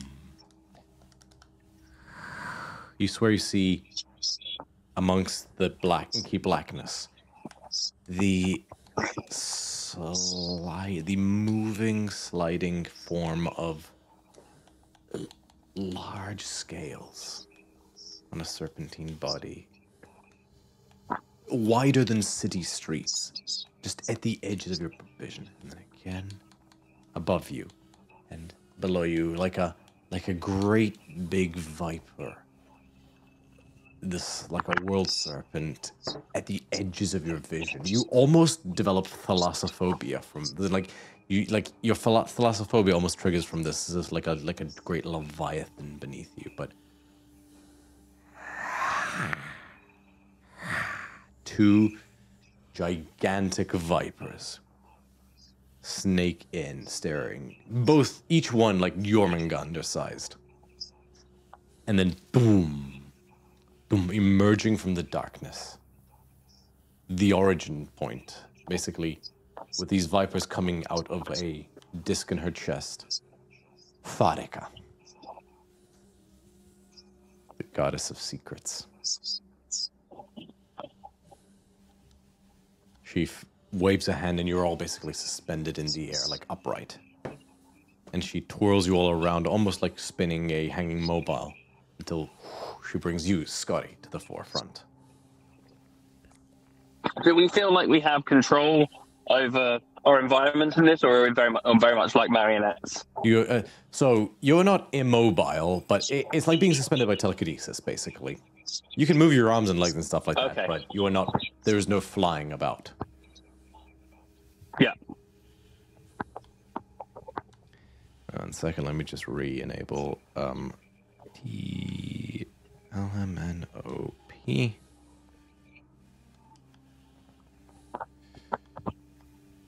And okay.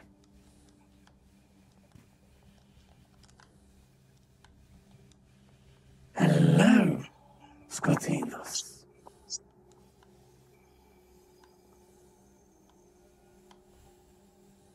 And do you know why you are here?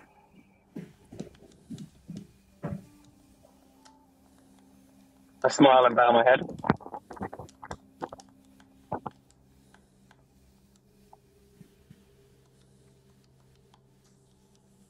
I asked you a question. And he's gone.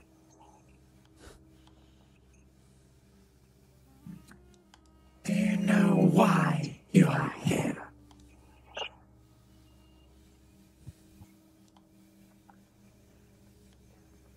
You, the other gods, seek to test us.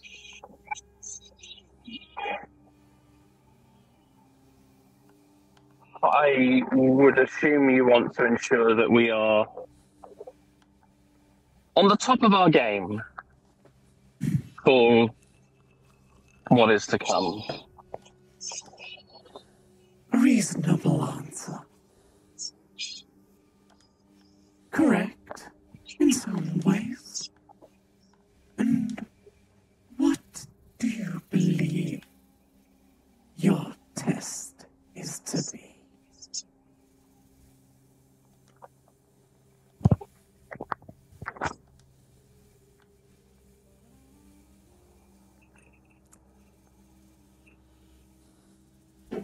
It could be simple, like a myriad of ingredients, a lesson in the razor's edge, a test to see if I can make difficult choices. Oh, but there are so many. But whatever it is, hit me.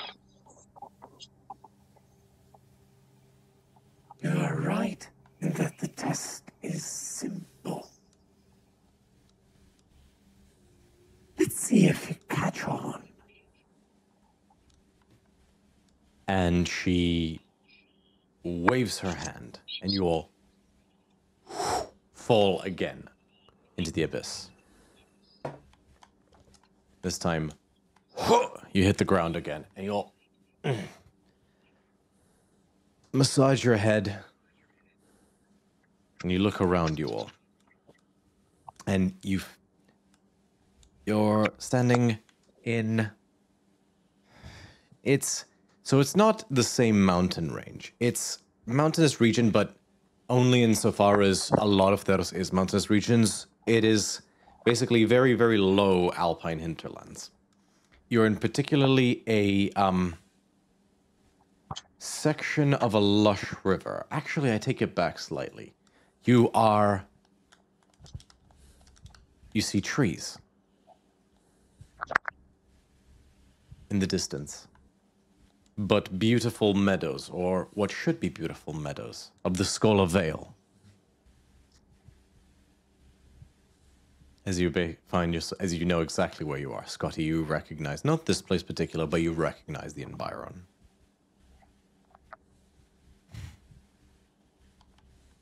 You are at the embankment of a large intersection of a lush river. Only what should be a lush river is heaving with blood, so much so that the river itself seems to run red.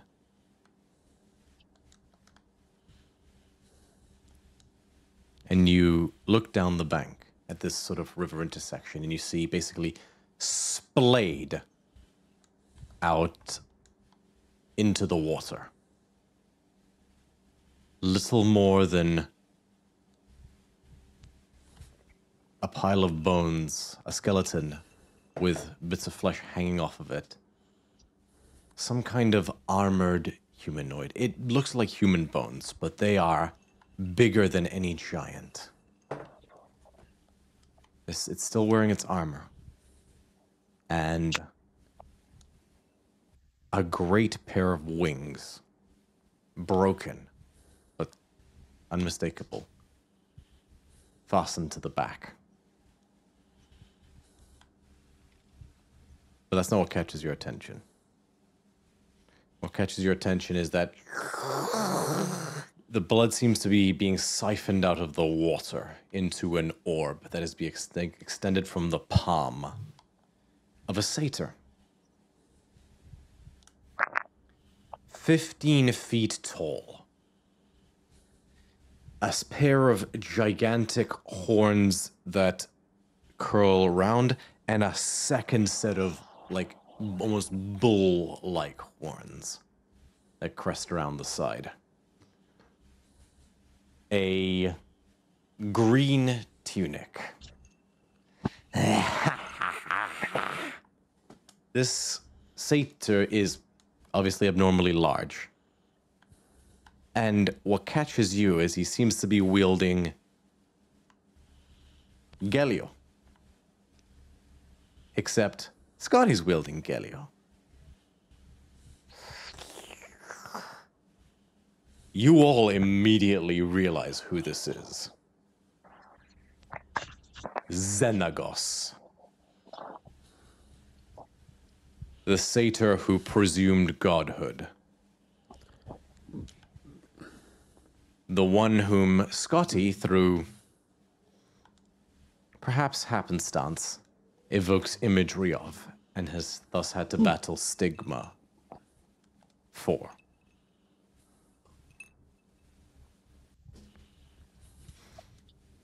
The one who was killed by Elspeth, along with the rest of the Planeswalkers. Or Planesriders, sorry. He finishes siphoning blood and stares at you all. Come to witness my ascension.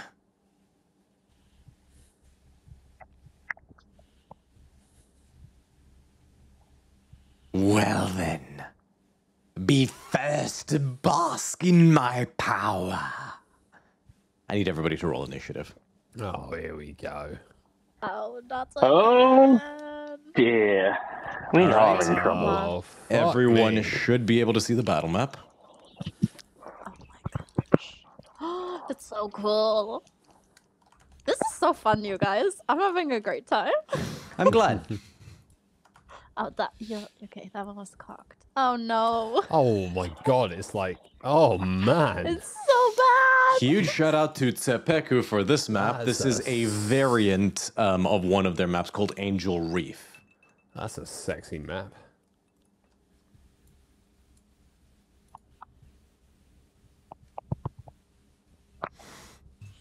Foundry Visual Desktop requires a minimum screen resolution of 1024 by 700 or greater. Your current display is less effective than this. Are you Right, seeing? Are you seeing that on stream or on your Yeah. end? Oh no, on my screen. Sorry. Oh. Yeah, it's because I was shifting it between my monitors, and it's like, Oh, wow, right. this is a big ass map. You and your big ass maps. Very isn't- pretty maps. This one isn't that big. It's perfectly average sized, okay, guys. And if anyone's Not curious, the size of the map, it's what you kill on it. oh, and if anyone's curious, just because it's a fun bit of trivia, and it doesn't really affect anything. Yes, I'm basically using a very slightly modified version of Rakdos's stat block from Guildmaster's Guide to Ravnica. Because they're Well, basically we're the same person. Wow. Oh, righty then. Let me just roll for Xenagos.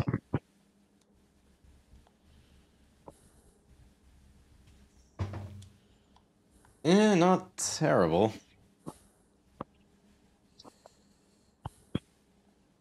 Okay, 25 to 20. 20. Scottinos rolled a 24. Nice. 20 to 15. Oh, right, I forgot. I need to roll for Amalia. Hey, Amalia rolled... Oh, Amalia rolled really good. 25.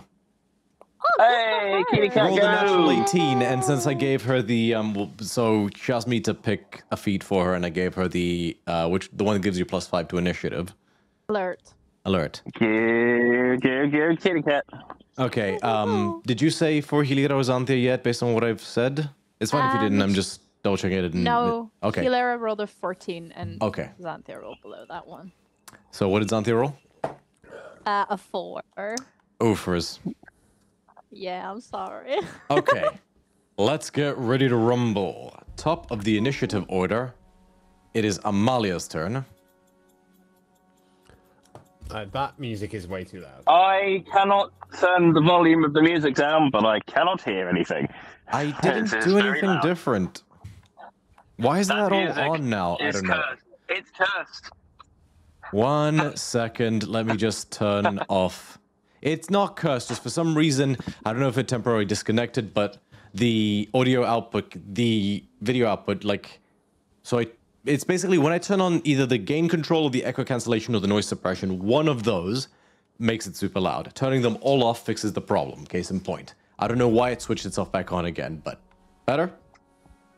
That's much better. Yeah, might Yeah. be if you were playing with voice modulators or something, maybe. Or if that goes from something else, but who knows? No, this Anyway. so it doesn't go from the same thing anymore. I designed it to be that way, but I'll look into it. Okay. So it is Amalia's turn. She's going to 5, 10, 15, 20, 25, 30. Did she do anything?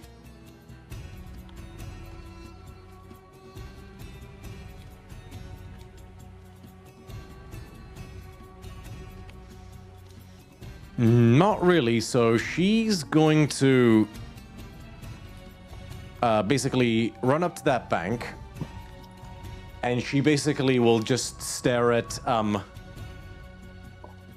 specifically Xanthia and Botch. Just makes eye contact with both of you guys for a second, and then she, stowing her axe, does like this with her hand, and like readies an action to like alley-oop if someone like the first person who runs to her.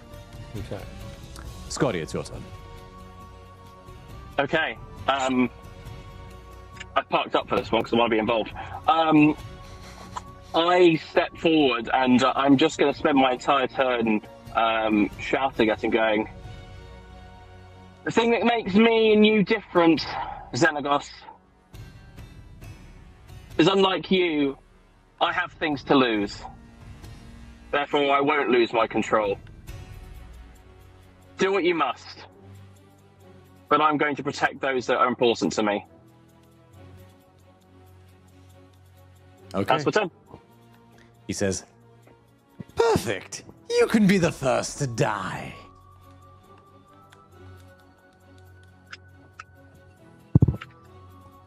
Can he do? Nope. He's not going to do anything this turn. Botch, is your turn. Taking Xanthia's lead, I'm going to run 5, 10... Sorry, Amalia, sorry. 5, 10, 15, 20, 25, 30. Cool. And then... She's going to make use a my strength jump. check. You're going to gain that many feet of free extra movement rounded to the nearest 5. Cool. Am I aiming for this thing's left leg, which is crossed over, and is... Yeah, am I aiming for that left leg to land on it? She's just going to throw you in that general direction. By the way, she's rolling, not... Yeah. Oh, she's going to spend a bonus action again to use Moros to roll to set advantage. Natural 19, good, because the other one was a 3. So that is... So her athletics is plus 11, so you gained 30 free extra, like, feet in that direction. Cool.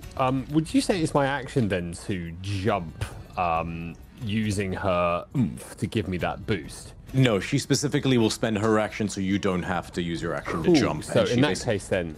her whole turn is dedicated to power launching you to basically free up your turn. 10, 15, 20, 25, 30. So that'll get me to about there on its leg. Yeah. Cool. Well, to be clear, that's 30 free extra movement of her own strength. Yeah. It's still your jump as well. So what's your... That's an extra... It's your strength score. So plus an extra 6 feet, so 5 feet of movement. No, not your modifier, your score. Oh, sorry, 20. So you basically 50. You can do a 50-foot jump. Nice. In that case, then yeah, then that's an extra 35, 40, 45, 50. That gets me there. Yep. So 20 of those were your actual movement because it was still partly your jump, but 30 Yeah, of and those that's my movement. I am going to ready an action as soon as this thing gets into my range of 30 feet, I believe. Yeah, 30 feet. I would like to throw Nimiras at it and then I don't know whether or not this is asking too much, but use my bonus action to then store a pull so that I can just pull myself towards it. Yeah, I'll allow it. All right, cool. Yeah, that's that. I never understood why you can't hold a bonus action. Yeah, but I'm holding a action and a bonus action because it's part of the same movement. Yeah, that's what I'm saying. I never understood why rules is written that's technically not possible, so I'm allowing that. Well, there you go. But that's my turn, and I end it there. Cool. Just gonna check something real quick. That he's gonna move 5 feet forward, so that does bring him within 60 feet. It's my range. I said 30 feet. I think my range. My range without fighting. Just double checking if you wanted to try throw it at disadvantage. No, I'd rather throw it as a straight roll. Like he's still gonna be like 5. He basically watches as he levitates up and he's gonna fly forward. 5, 10, 15, 20, 25, 30, 35, 40, 45. Yeah, you can go ahead and throw. As soon as that happens, yeah. Okay, first attack roll. Ooh, that's nice. That will be 24. Hits. Nice. So that will hit with a d6 and a d8, and I use my bonus action to just yeet myself towards him, trying to land on his chest. So I'm basically eye to eye with this. How big is this guy? He is like the size of a. He's like 20 feet tall. 20 feet, cool. So I land on his chest. Bigger than a giant, like bigger than a storm giant. So I land on his upper chest, my feet resting on his pectoral muscles, and I'm there just like eye to eye with him. Yeah. I deal a total of. Also, no. So he's about storm giant height, but yeah. Storm giant, good. So I deal 14 points of piercing damage and 7 points of force damage on him. It does not appear to do as much damage as you thought. Interesting. I haven't had that in a while from a magic weapon. Okay, cool. All right, perfect. Thank you. Okie dokie. So, and you can just pull yourself right to him? Yeah, I'm pulling myself. I'm basically on his chest now, just holding on. Hello, big boy. Okay.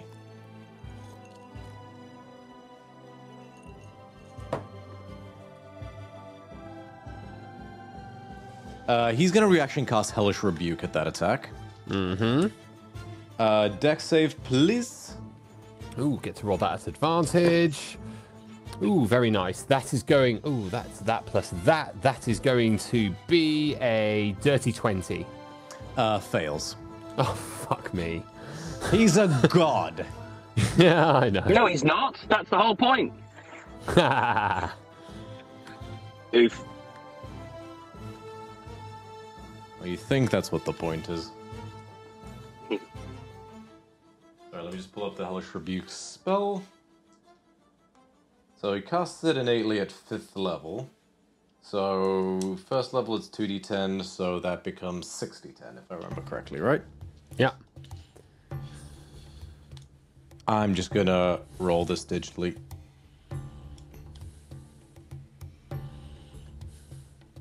Man, ADHD is an eternal battle of loving things in principle, like physical things in principle, like a nice book or like physical dice, but then the ADHD just makes the digital version way too attractive.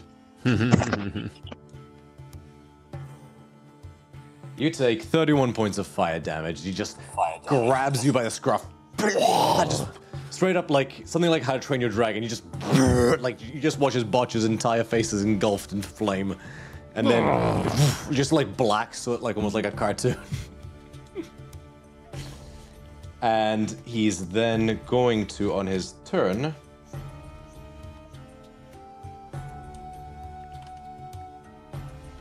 do 2 attacks with his Curtain Call Scythe. Cool. Just double checking there's not anything else he needs to. Nope. Okay. Curtain Call Scythe. 26? Yeah, that'll hit. Okay, so you take... Oof. 60, plus 13, 15, 23 points of slashing damage. Yeah. Plus, let me find on my d8. No, that's not good to say. Not that great. 9 points of fire damage. Yep, that's fine. I'm still Second relatively hit. healthy. Oh, yeah. Natural 2 for 17. Just hits. He can only not hit me with the natural 1. Your AC is 16, right? Yeah, that's it. Yeah. So yeah, it hits just about. Yeah. Cool.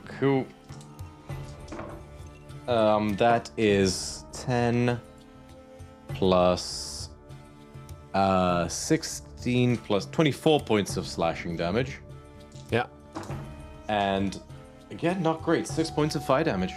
Yeah. So 31. Cool. Yeah. Yep. Does he have I'm any still bonus relatively healthy. actions? Negatory, so that is his turn. Cool. It is Helida's turn. Okay, so the thing just said it's going to attack my sweet body, and I don't want him to attack my sweet body. But also my other body is now in grave danger. The Chaos Gremlin in me says, run towards the danger. Cast Blight on Xanthia. It's like, what? Yeah, almost, yeah. Damn it. Fuck yes. Okay, everyone's within 30 feet. Okay, I'm going to try a spell that I've never used before. I'm going to stretch out my hands, and I'm gonna say, all right, let's have fun, you guys! And I'm going to cast Holy Aura. Ooh. So divine light washes out from you and coalesces in a soft radiance in a 30 feet around you, which would be everyone except for Buckius. Creatures of your choice in that radius, when you cast this spell, shed dim light in a 5-foot radius and have advantage on all saving throws. And other creatures have disadvantage on attack rolls against them until the spell ends. In addition, when a fiend or undead hits an affected creature with a melee attack, the aura flashes with brilliant light. The attacker must succeed on a con save or be blinded until the spell ends. So I cast that. Okie dokie. Anything else on your turn? What can I do for a bonus action? I always look at my bonus action like I can do something.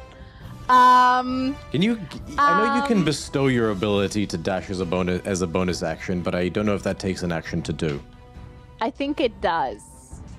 I think it's one of my channel divinities. Right. But what I'm gonna do in a surprise turn of events is I'm going to move backwards a little bit. Copy, copy. 15, 20, 25, 30, 35, 40. I'm gonna stand there in the Cool. hopes that it won't hit me. It's Xanthia's turn. Oh gods, it's me again. Okay, what is Xanthia going to do? Xanthia is going to use her movement to try and get to Amalia. Copy She can. that. 5, 10, 15, 20, 25, 30. She can just get to Amalia. Okay, how far is this big Xenagos away from her right now? From check. Amalia, he is 65 feet. Okay, and from Xanthia, like 80. I don't know. What is she gonna do? Yeah, she's going to. What does she have for her spells? I don't know any of these spells. She's going to, you know what? She's gonna firebolt him. Cool, make an it's attack fun. roll. Good choice. When in doubt, use firebolt. Okay. Natural 1. Sorry, sorry, Butch. I hit you. That's fine. You can hit me. I've got plenty of hit points. Cool. I won't say that you hit Botch. Basically, he fires the bolt, and he literally, like, snakes out like an almost long forked tongue and bats it aside with his tongue. Ooh. You're going to have to do better than that. You're a jackass. And that's Xanthia's turn. And he says, may as well embrace it. And he's going to use 3 legendary actions to use Touch of Pain against you, Botch. All right. Bring it. He first needs to make an attack roll. That is a 31 to hit. Let me check. Yeah, I think 31 hits. Cool. So first things first, normal claw damage. That is 11 plus 19 points of slashing damage. Yep. And I need you to make a Constitution saving throw. Oh, I think I can just about manage that. You say that. 30, because I rolled natural 19 plus 11. Well, that's on me. The DC was 25, but... But level 17 barbarian, con saving throw. You are not poisoned. You feel this, like, maddening, like, venom into your veins, but you flex, especially after the trial you've been through. Yeah. You've never been more clear-headed in your life, and you just focus and flex and steal it away. Yeah. That's his legendary action. It is Amalia's turn. I think Amalia's just gonna grab Xanthia and, like... Nobody tosses a Triton. Vroom. So, spend another... Well, her charge... I'm gonna say her charge is reset. So spend a second charge of Moros. Oh, neither of those were great, but that should be fine with a... Yeah, with a 21, she does manage to hurl Xanthia. Vroom. Oh, sorry, wrong button. Vroom. About there. That's her turn. Scotty, it's your turn. Alright, so, seeing us all kind of going into it, I'll take a quick look around. I'm not going to do like an action for it, but just to see if there's anything other than what we've seen in this environment, just to ensure we're not missing anything. I'll tell you now, you don't see anything else. That's fine. Is there still blood in the river? Yeah. The rivers are running red. Great. Well, that's perfect, because I'm going to cast my blood elemental, using all the blood in the river. Okay. You are fucking like end of season 1 Aang as you just and this gigantic blood elemental emerges like as it manifests. Do I have that token prepared? I should do.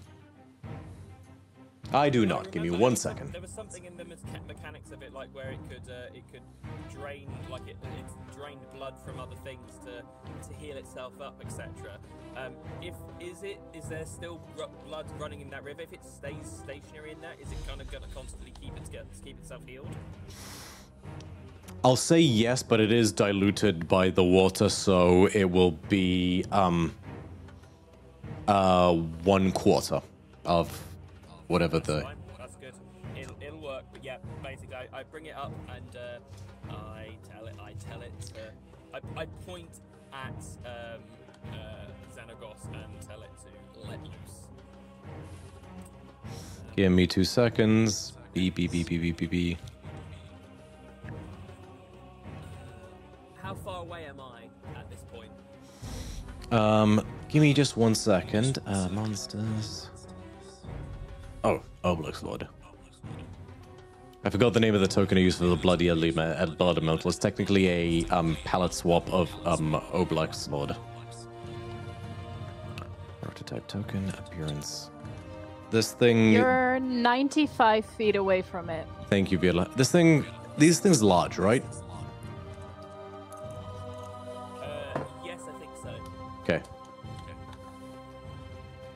Let's... Oh, you can put it right. Yeah, let's go with that.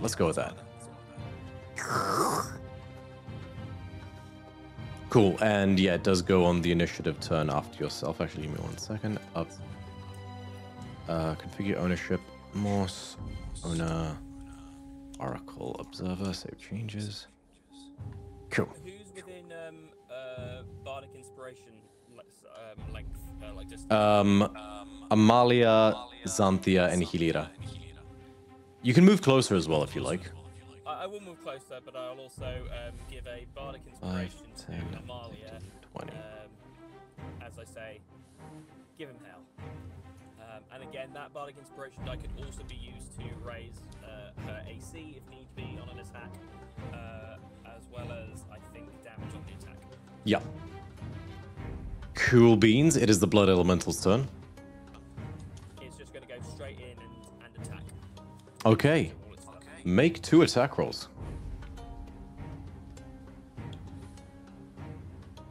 Would you be able to share the stat block to Vila? Oh, it's a water elemental, but it's also resistant to necrotic damage.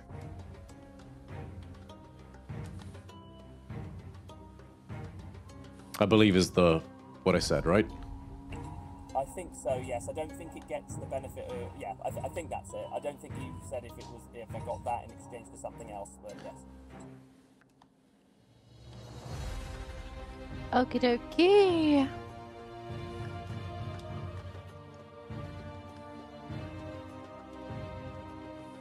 Okay. Oof. First hit is a 10 to hit. Misses. Okay. It can do a multi-attack, so it'll do it again. That's a natural 18 plus 7 is 25 to Hits. hit. That's 2d8. 2d8 plus 4. That's 8, 5, 6, 7, 8, 9, 17 points of bludgeoning damage. 17. Yes. The Blood Elemental, like, rends these, like, constructed claws, draining blood out of Xenagos's flank. He screams as, like, it gouges deep. It does more damage than you expected it to. Nice.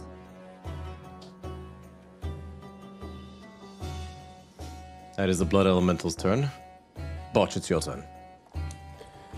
Interesting. In this case, seeing as how much damage he's doing to me, I would also like to rage. You rage? I rage, and my wild magic table is very nice. I rolled an 8, so a bolt of light will shoot from my chest. Another creature of my choice within 30 feet must make a Constitution saving throw, or take 1d6 radiant damage and be blinded. So please make a Constitution saving throw, please. Which is with a DC of +5 +6 plus 8 + 5 + 6 is 14, 19 DC Constitution saving throw. He rolled a 21. He didn't roll super well, but he's got a pretty good con. There you go. Okay, so he shoots out in his face. That's fine. In that case, I would like to try and stab him once in each of his eyes. To try and do something to him. Super quick though. I need you to, because you're starting your turn within 30 feet of him, make a Wisdom saving throw. Oh, that's wonderful, isn't it? That's going to be a dirty 20. That fails. Question: would we still be under the effects of Hero's Feast or not? I'm gonna say no, not for this dreamscape. Okay. It's a trade-off for basically getting a long rest after each of these challenges. Dirty 20? Dirty 20. Fails. Yeah. You are unfortunately basically enthralled by his captivating presence, and you are charmed for a minute. Can I be charmed as I'm raging? You're not a berserker. No, I'm not. A wild magic. Yeah, that's the one. That's the trade-off. Okay, cool. I am now charmed by him. Okay, cool. Okay. It does not say you do whatever he wants, but you are charmed by him. Okay, can I repeat my saving throw at the end of every turn, or is that something that just is now for the next 10 turns?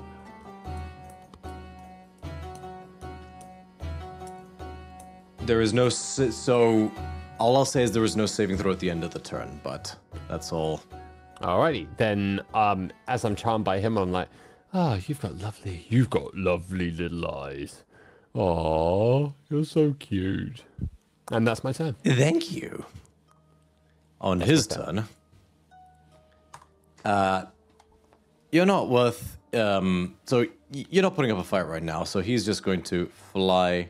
Oh, wrong way. I'm still I'm gripped onto him though. Yeah, but like you're not like swaying him down, and you're not putting up a I'm fight, coming with so him then. Okay. Yeah, you're coming with him, but he's not bothering to 5, 10, 15, 20, 25, 30, 35, 40. Like basically just flies down here 80 feet.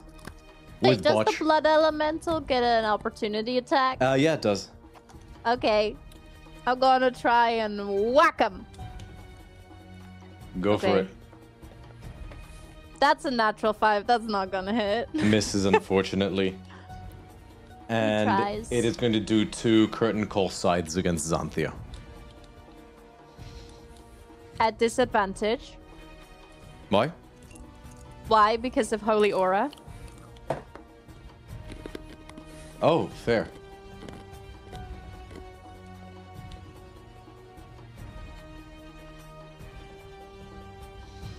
Just find my dice. Oh, so I rolled 2 6s, so that first one's a 21. Yeah, that hits. Second hit. That's cocked. 22 on the lower one. Yeah, that also hits. Okay, first hit. Damn it, Satya. 14, 19 plus 19 plus 8 is 27 slashing damage. Plus super well again. 20 fire damage, though she is resistant to that. And the second strike, less good. 7 plus 8 is 15, 23 slashing damage. And 12, 21 fire damage. No, sorry. 7 plus 5 plus 8. 20 fire damage. Again, half to 10. Yeah. That's his turn. Hilira, it's your turn. Okay. Well, my friends are in danger, and I don't like it.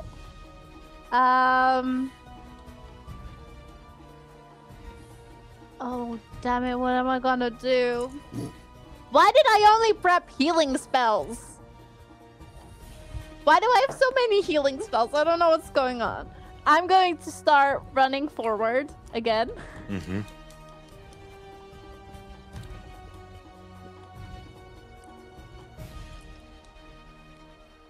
$40, $45, $50, $55, $60. Okay. God, I don't think I can get over there. Do I want to get over there? That's not smart. What's your strength score? 10. You can leap 10 feet with a running start. Yeah, but then I'm... yeah, but... You'd just make it. Yeah, but I don't think that's smart. But when have I ever been smart, you know? That's the question we're all asking ourselves. I'm just... No, I can't do that. Damn it! I'm going to... I don't fucking know. What am I gonna do? I only have healing. No, Yeah. you did not start your turn within 30 feet of him. Never mind. Continue.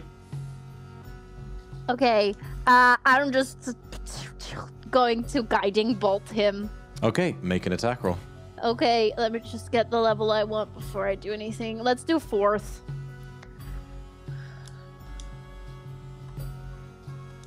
That's a natural 2. Bats it aside. Cool. Anything else in your turn? Well, from a bonus action, is that thing on the right of Hilera, is that like a tall thing? On the right of her. Yes. Is that like a Yeah, it's what is about it? 10 feet tall. So I'm going to bonus action dash and I'm going to move behind the thingy. Okay, go for it. So like, what? Oh, shit. Well, I'll move there, and that's where I'm gonna be, and that's my turn. Okay. Xanthia's turn. I need her to please make a wisdom saving throw. Okay. Let me move back to Xanthia. Grab her dice. Wisdom saving throw. 24. Just fails. Damn it. She is charmed by Xenagos. Damn it. She can still take a turn, but she is charmed by him. Okay.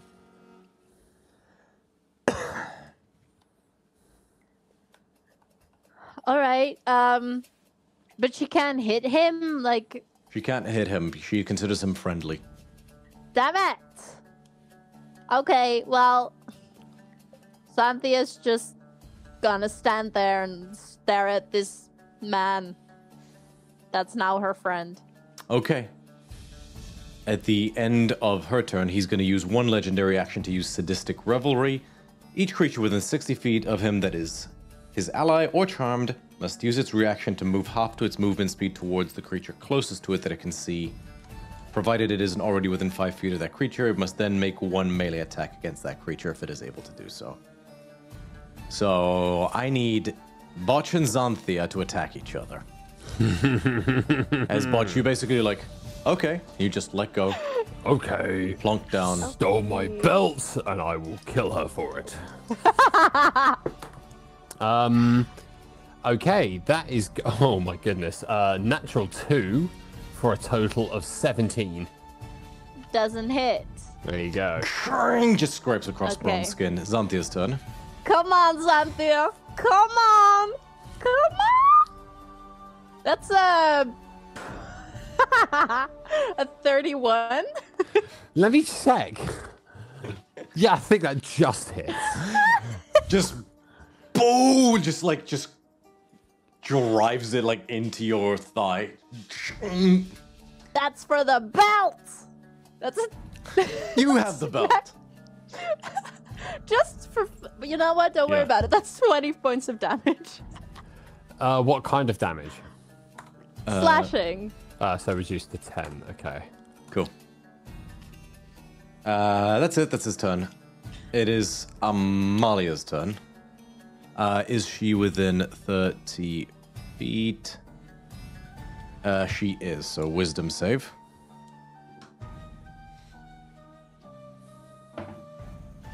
Natural 20.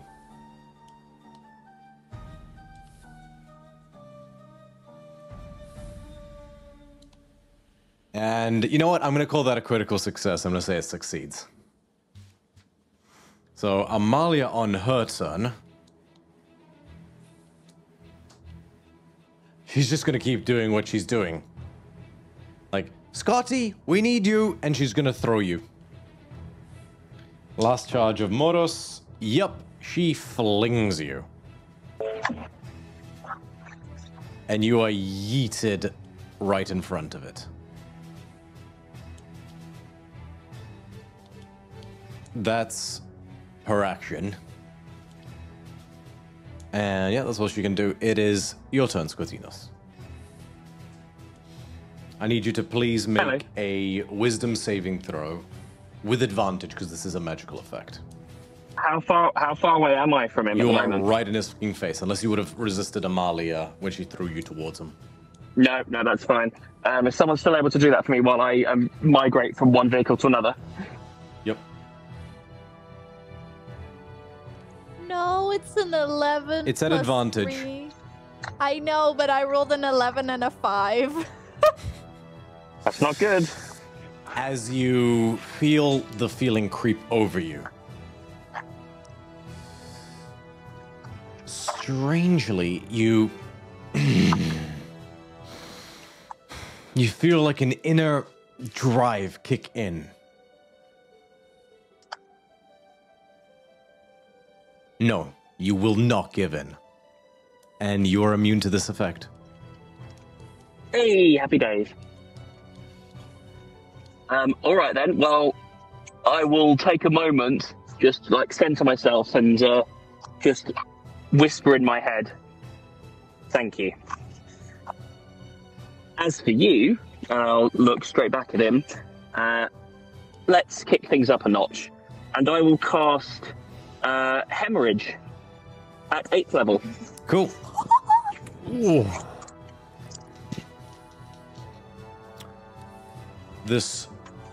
He normally has advantage on magical effects and saving throws. This will be a straight roll.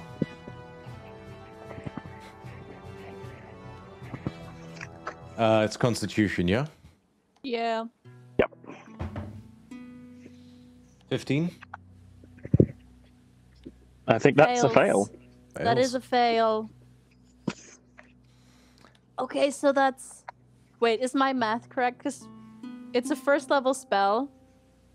You did it at 5th level. Wait. No, 8th. 8th level. So that's plus 8 is 12. Is Hemorrhage a 1st level spell? Isn't it? Wait, let me check. Let's No, find it's out. 4th, so it's plus 4. I was My like, brain I'll is happily thinking take of another spell. all the wins, but I don't think it's that much of a So win. That's 8d8. Okay. I'm rolling for everyone. Scotty, are you quickening this at all, or are you, This is, yes, I'll use 2 sorcery points to quicken cast this. Okay. That's 44 points of damage. Again. You just, like, literally just clench and, like, bleeds out of his eyes. His horns begin to rot. Just bleeds out of his ears. It does more damage than you expected it to. It does exactly as much as I expect it to. As I hear him rail and I go, someone's been tiptoeing over the knife edge. And then I will use as my attack. And I'll do the attack action with Gelio. Okay. Make an attack roll. You didn't toss yours up, did you? No attack, so it's just a single attack. Okay.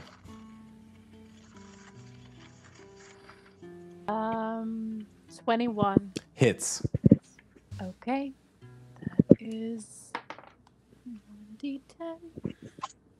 That's 6. Doubled to before the modifier? Right. Yeah. I think it's 6, but then you also get the necrotic damage from hemorrhage. Because that's now ongoing. So is it 6 total? Did you roll a 1 on the d10, Vila? I don't remember what I rolled, I'm gonna be honest. Oh, I Cool. rolled a 5. Sorry. Okay, so 5. Oh yeah, plus 1, 6. Which number? And then also it does an additional amount of damage from hemorrhage. Cool. Yeah, I'm looking at this spell right now. Let me see. Until the spell ends, blah, blah, blah, blah, blah, blah, increases by 1d8. So another. Wait, I rolled the wrong die. Plus 4. Okay. So an extra 4 damage? Yeah. Okay. Again, both these attacks, you shred him, and where Botch's great strength seemed to be like trying to hack through wood with a butter knife, Gelio sings through his flesh like a hot knife through butter. It seems to hurt him a lot more than you expected. Everything you do seems to hurt him a lot more than you expected. Okay. It is the Blood Elemental's turn. Oh, actually, It's gonna super go quick, straight in. he is going to use another legendary action at the end of your turn to use another Sadistic Revelry. If Xanthia and Botch could both please... Oh, wait, no, did that use their reactions to do that? Yeah, use his reaction, so he can't do it a second time. Never mind, he's going to use his last 2 legendary actions to do a scythe attack against you. That is a 28 to hit. Yep, that hits. That is 14, 28 points of slashing damage. And 10 points of fire damage. It is the Blood Elemental's turn. How much damage was that, sorry? Most can't hear And you. what type of damage? Oh, can you hear me now? Can you hear me now? Nope. Hello? Oh. Okay.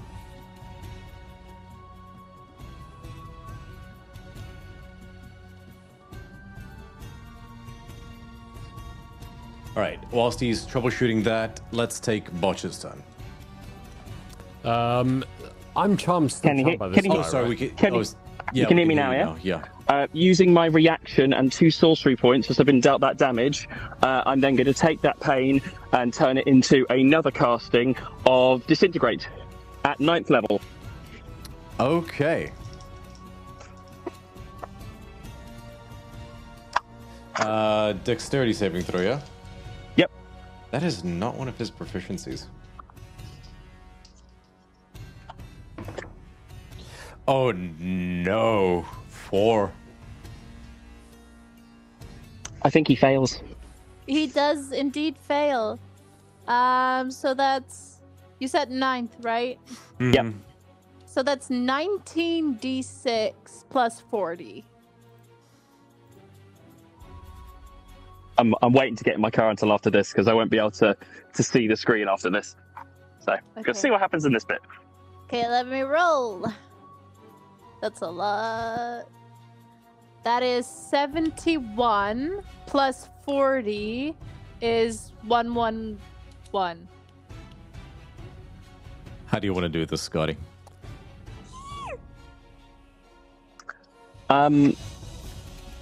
There's a little bit of sorrow in his face as he kind of steps forward as he sees, that knife edge, and as he gets raised up, he kind of just aims it first and just looks at him, looks at the glaive, and just goes, "You're not worthy."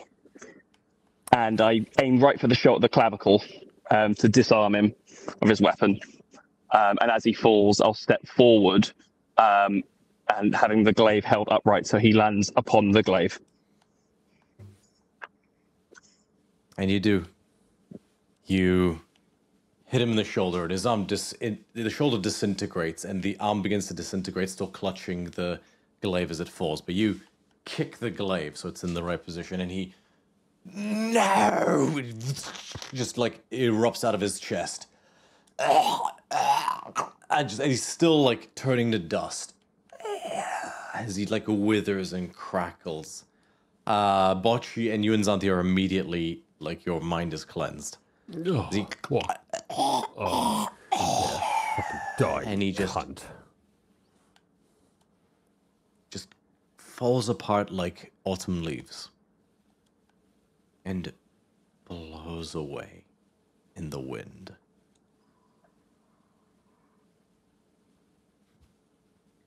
And as the glaive is left there, the glaive too seems to drip, drip. And before you know it, the glaive seems to melt into blood,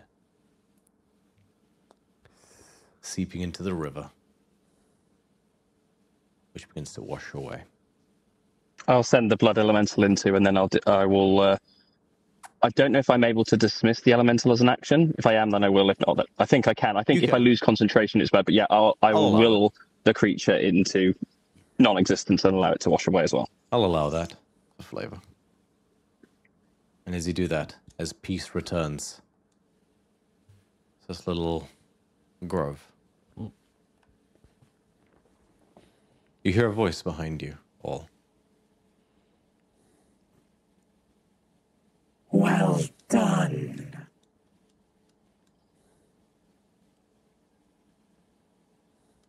And you turn and you see Farika. No taller than Hilira. Or, she just like the height of an ordinary woman. 5'7", 5'8". But her hood, her serpents, regarding you all.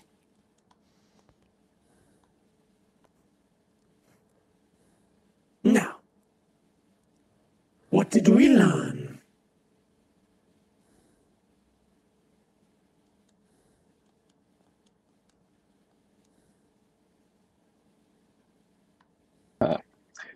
I hate to use the phrase "the power corrupts," but it just seems so apt.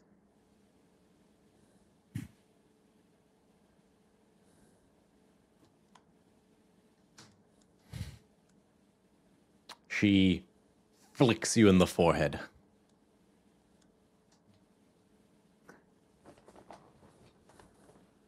How can you know so much, yet still be so dumb? Oh, a lifetime of experience, my lady.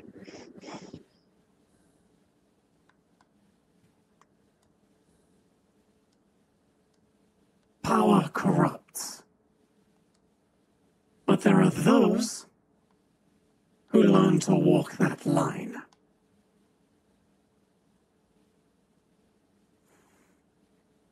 The lesson is that you cannot use that power for good. You cannot walk that line if you do not once in a while take center stage, stand up, and be counted on.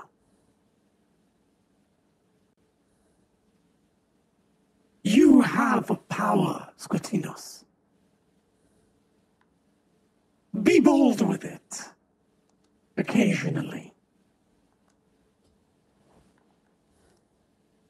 Cease Occasionally. to see yourself as a pariah or someone who's just lucky to be here or an anti-hero.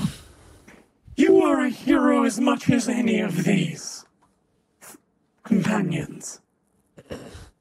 Act like it. And she flicks you on the head again. And you do get the sense that you being not only the only one who could hurt this creature properly, but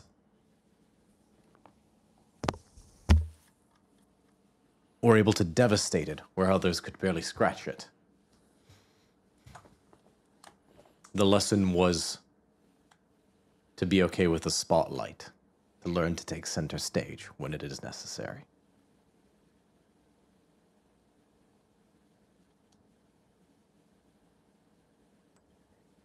Occasionally.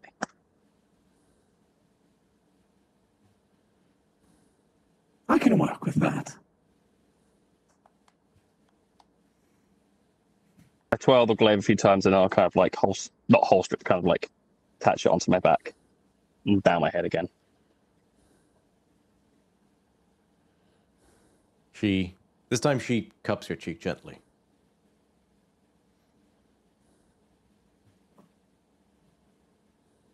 Pride is not always a sin. Remember that.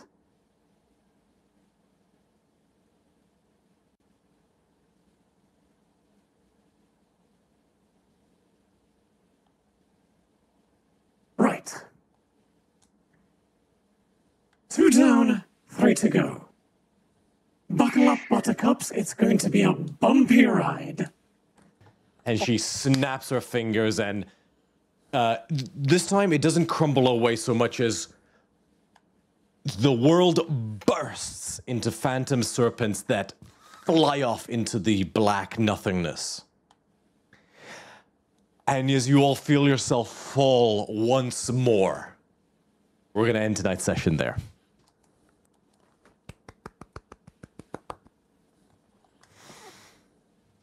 All right, how are we feeling? How did we find that? That was good. That was fun. So much fun. The beauty about dream stuff is you can have some of the liberties that you might have with like a one-shot or something, hand-waving certain things, but without feeling like you're creating problems for yourself in the actual campaign. So yeah, this is where things get a little more buck wild. Did we lose Morse? He might have dropped, yeah. Okay, we will give him a second. Thank you so much to everybody who tuned in tonight. We really appreciate it. Let's do a quick little shout-out roll call in terms of the main, our fans and followers. 21 days ago, Scorch Queen Ceci followed us, and we got a shout-out from Distal's Place. We do so appreciate it. We might give him a raid, or yeah, we gave Ink the Cryptid a couple raids, so we might do another Distal's Place this time around. But we do so appreciate that. And yeah, join us next week when we continue these divine trials to prepare our heroes for the final battle. And speaking of our heroes, let's go from the top down this time around. Ali, would you like to tell these fine folks about yourself? No, but I will do so anyway. Hi guys, my name is Ali. You can find me on Instagram under @AngelUndies. I play lots of Dungeons and Dragons. I play lots of video games. I love to make stuff for people in cosplay form and in D&D mini form. So if you need anything made, let me know. Chances are I can make it for you at a reasonable price. Very reasonable price. I will testify to that.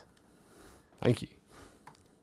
Also, I feel like you, IRL Ali, needs a version of the trial that Scotty just went through. I don't know. No, I don't know what you're talking about. Love yourself. No, never.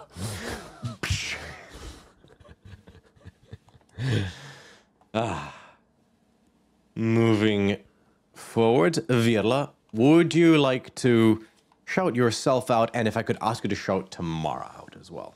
Oh, gods. Okay. If I remember. Okay. I'm Virla and I play D&D sometimes. Most of my games are on hold right now, so I'm here on Sundays. As Healer, your friendly neighborhood, not healer, but somehow she has a lot of healing spells prepared right now. I literally made a note that says, more attack spells! I will say, you know, to be fair to you, the objective with this last challenge specifically was like the way to optimize the fight was to dump as many buffs and optimizations on Scotty as possible and let him focus on the damage. So your spell, like your prepared spells would have been optimal for this. I just forgot he has Disintegrate. Well, you know, Holy Aura really helped. Oh yeah, really no, definitely. Cool anyways, I have Instagram. It's Virla.Louise with an E at the end. And then there's Tamara. She's Mar_innated on most things except for Instagram ?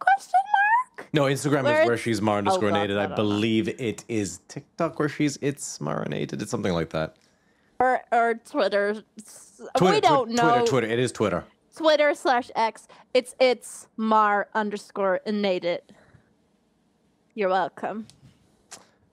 Awesome sauce. You can catch Violet at Violet_Riddle_ on Instagram, where she does fashion and cosplay and a bunch of cool stuff. If you do decide to follow her there, please DM her saying, you need to do Shadowheart cosplay. Help me out here. Because she's literally the physical spitting image of her. And so the last one in that list would be one Morse. I don't believe I believe he might be struggling to join us in time. So I'll take the liberty of doing his little shout out. You saw a multitude of tokens and maps that were all they were all fantastically created by third-party content creators, without whom this game would not nearly have the same life that it does. Special shout out to Benevolent Evil for a lot of the spells and classes and homebrew and stuff. Oh, perfect, Morse, you can do this for me because third-party content. Yeah, no, I was hearing you, you couldn't hear me. Yeah, okay. You've got it exactly right. There's awesome stuff that's out there. The games are so much better when we support the people making awesome stuff. Cosplay, maps, D&D, people that make fancy dice, and also, all of the random rule sets and everything as well. Support your local content creators. That exactly. I'll give a specific shout out to Keora, good God, Forgotten Adventures, Tsepeku, and Benevolent Evil for me. Benevolent Evil as well. Always going to get shout out that guy. LootTavern and Griffon Saddlebag for awesome magic items and more. Morse, would you like to or can you share anything about the project you're currently working on, or is that all for another time, or is that all below table still? Currently still, and sadly it might be super secretive until March because that's the way NDAs work, but we'll find out maybe in the future. But if I see anyone at actual Comic-Con, maybe I can tell you on the radio. If that's not an incentive to stick with us until March next year to tune in, I don't know what is. And as always, you can find me on Instagram at Electrum_cosplay for all my cosplay content. You can find all the show's socials on every platform at DC30 Official. I should post there a little bit more, I mean to.